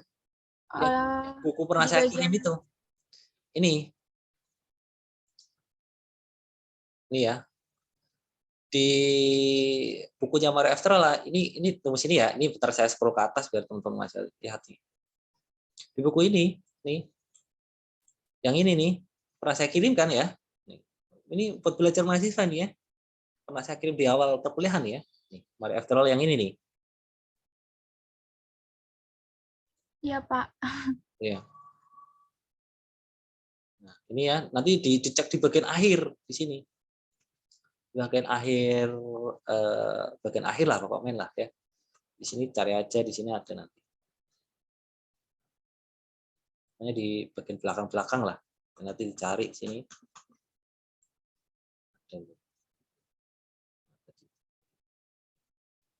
Nah, ini juga apa?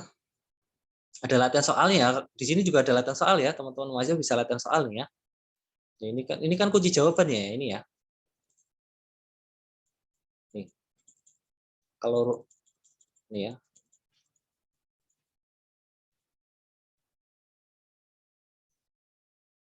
Ini tabel ya. Di halaman berapa ya untuk rumus-rumus ya. Pokoknya di sinilah ya, buku inilah. Nah, ini ya. Tadi mana?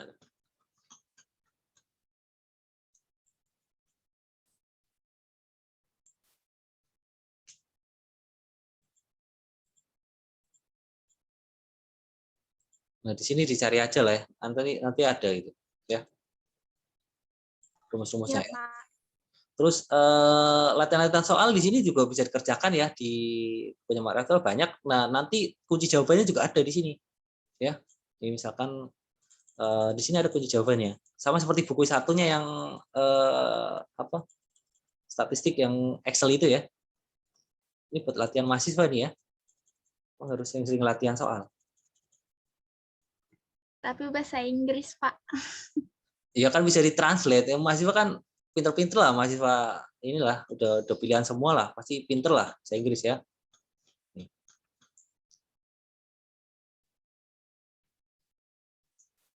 Nah, ini kunci jawabannya ya.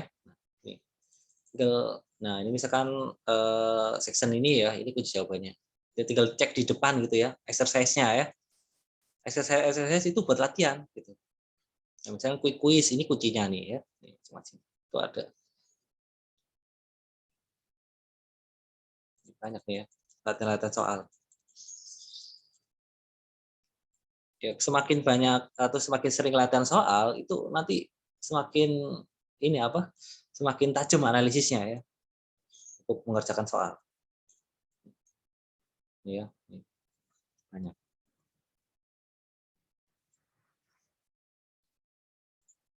Udah mungkin itu ya. Nanti dicek sendirilah bukunya ya, gitu.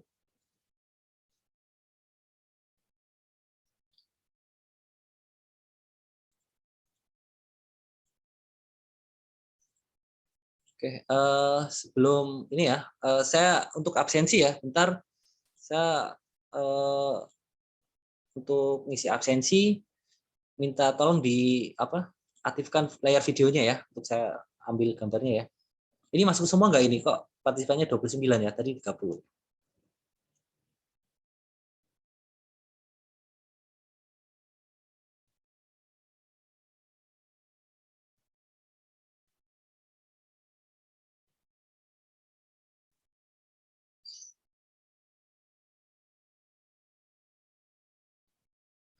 ditampilkan dulu ya video gambarnya ya. Bentar.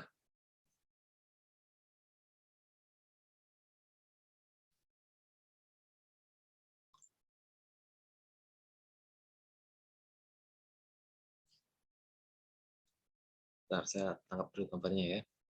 1, 2, 3. Bentar, saya simpan.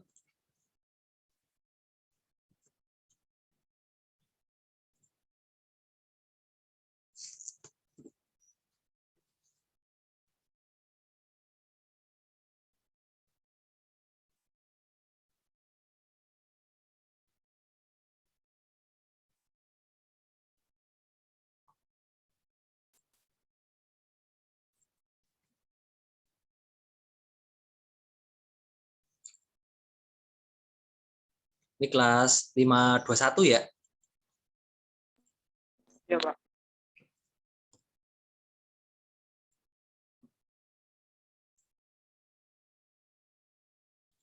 Terus saya ngisi ini dulu ya.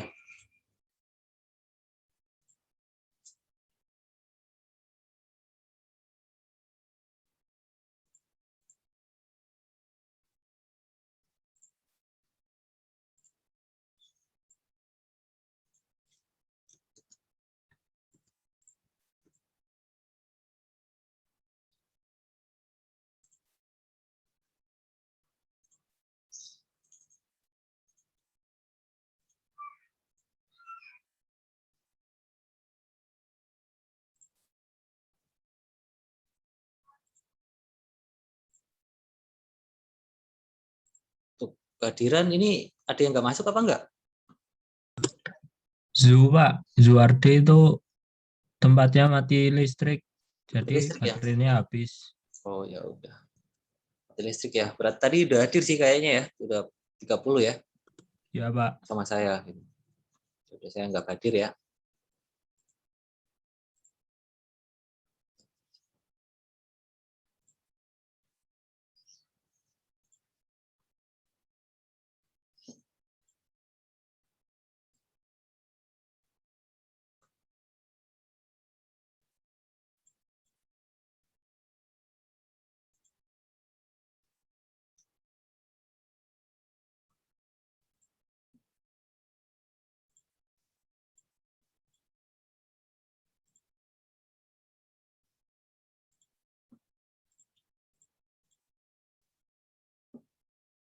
Oke, ini ada yang mau ditanyakan mungkin sebelum teman-teman masih UTS ataupun sebelum saya memberikan kuis. Silakan kalau ada yang mau ditanyakan. Baik, Pak izin Pak, ya silakan Mas. apakah bisa kuisnya di luar jam kelas Pak? Nggak apa-apa ya. Memang saya buat di luar jam kelas ya. Nanti saya kasih waktu yang lebih lama lah buat belajar gitu. Saya kan tujuannya berikan soal kuis ini nanti biar teman-teman mahasiswa belajar gitu ya. Baik Pak. Itu saya bikin soal pilihan ganda 25 sama IC 6 ya. Ini mau dikumpulkan terakhir kapan? Besok, Pak. Besok kelamaan besok. Wah, nanti malam aja ya. Jam 12 malam Pak. Iya, nggak apa-apa lah. Makasih, Pak. Ya. Jam 12 malam kali ya. Nggak apa-apa lah. Buat belajar ya. Nah, untuk 12 malam besok ya, Pak? 12 malam, iya, nanti malam. Nanti malam ya. Jangan Oh, bukan dosa, Pak. Besok, kalau besok sama aja, kelamaan gitu.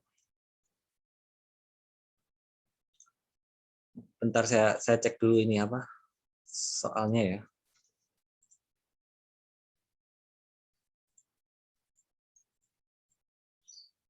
Sebentar.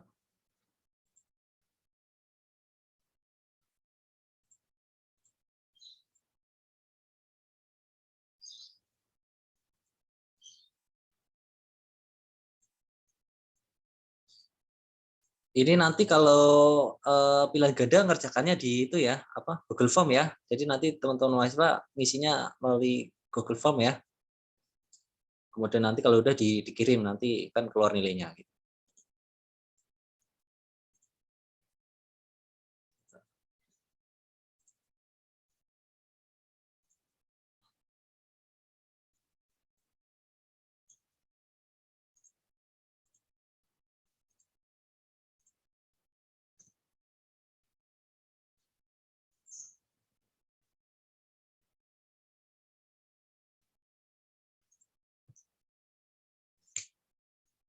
beneran nggak bisa dinego ya Pak?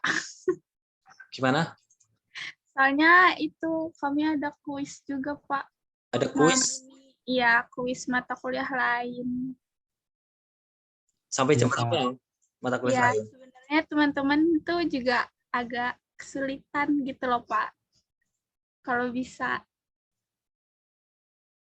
Untuk yang kelas lain itu sampai jam berapa kuisnya? Mata kuliah lain Pak. Iya, kuisnya jam berapa sampai jam berapa? Malam ini juga. Jamnya 2359 nggak sih? Kalau nggak salah, Pak. Iya, Pak.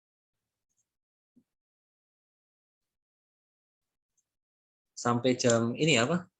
Maksudnya ini apa? Mata kuliah lain itu kuisnya malam ini juga gitu. Sampai Iya, jam 23 gitu. Berbarengan ya. iya, Pak. Iya, Pak. Ya mungkin kalau misalkan ada ya saya tambahin sampai pagi lah jam 6 lah ya.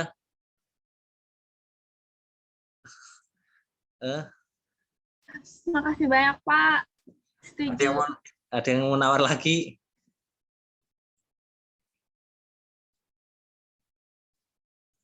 Nanti ngerjakan untuk yang soal apa? IC ya. IC itu ngerjakannya di ini ya, apa? Di kertas gitu ya. Di kertas nanti di apa? Diupload gitu ya. Diuploadnya nanti di LMS ya. Nanti saya buatkan tempatnya untuk upload jawaban IC gitu ya. Nah, kertasnya nanti untuk mengerjakan mungkin kertas ini aja kali ya, apa? Yang polos aja ya. Kertas A4 atau folio yang polos ya.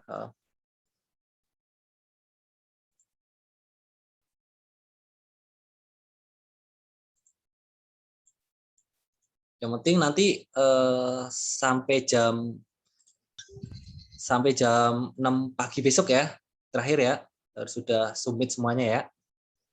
Nah, untuk soalnya nanti saya kirimkan di grup aja kali ya. Oke. Baik, Pak. Oke, saya kirimkan di grup ya untuk soal kuisnya ya. Mungkin melalui Zoom mungkin cukup sampai sini aja dulu kali ya. Nggak apa-apa kan ya?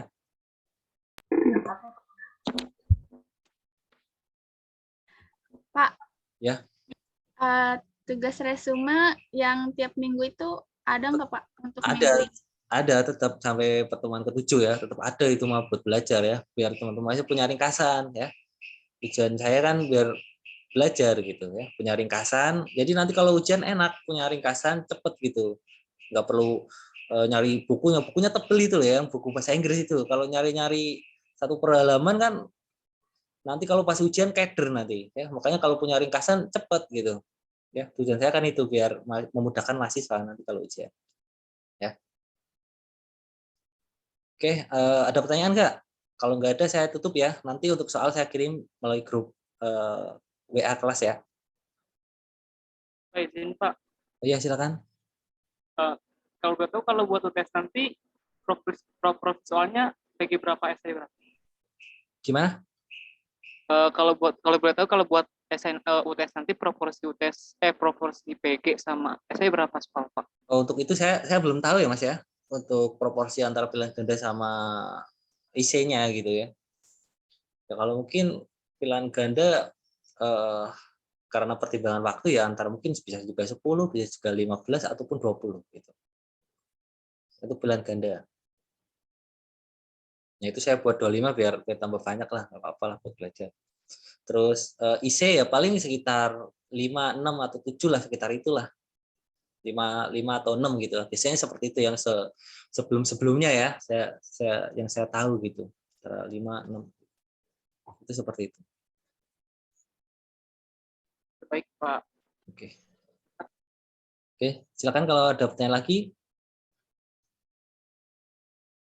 Cukup kali ya. Yang penting tetap semangat ya belajarnya ya, untuk menghadapi TS ya. tetap semangat belajarnya, kemudian banyak berdoa ya, itu semoga nanti ujiannya lancar dan bisa sukses lah gitu ya. Oke, mungkin ada lagi, silakan kalau ada pertanyaan. Kalau nggak ada, saya tutup nih untuk via Zoom-nya ya. Cukup? Oke, baik, kalau nggak ada untuk perkuliahan hari ini ya, saya ajukan sekian. Nanti untuk soal kuisnya saya kirim via grup ya. Baik, untuk perkuliahan hari ini saya cukupkan sekian ya. Kurang lebihnya mohon maaf. Wassalamualaikum warahmatullahi wabarakatuh. Waalaikumsalam Waalaikumsalam warahmatullahi wabarakatuh. Terima kasih, Pak. Ya, Terima kasih, Pak.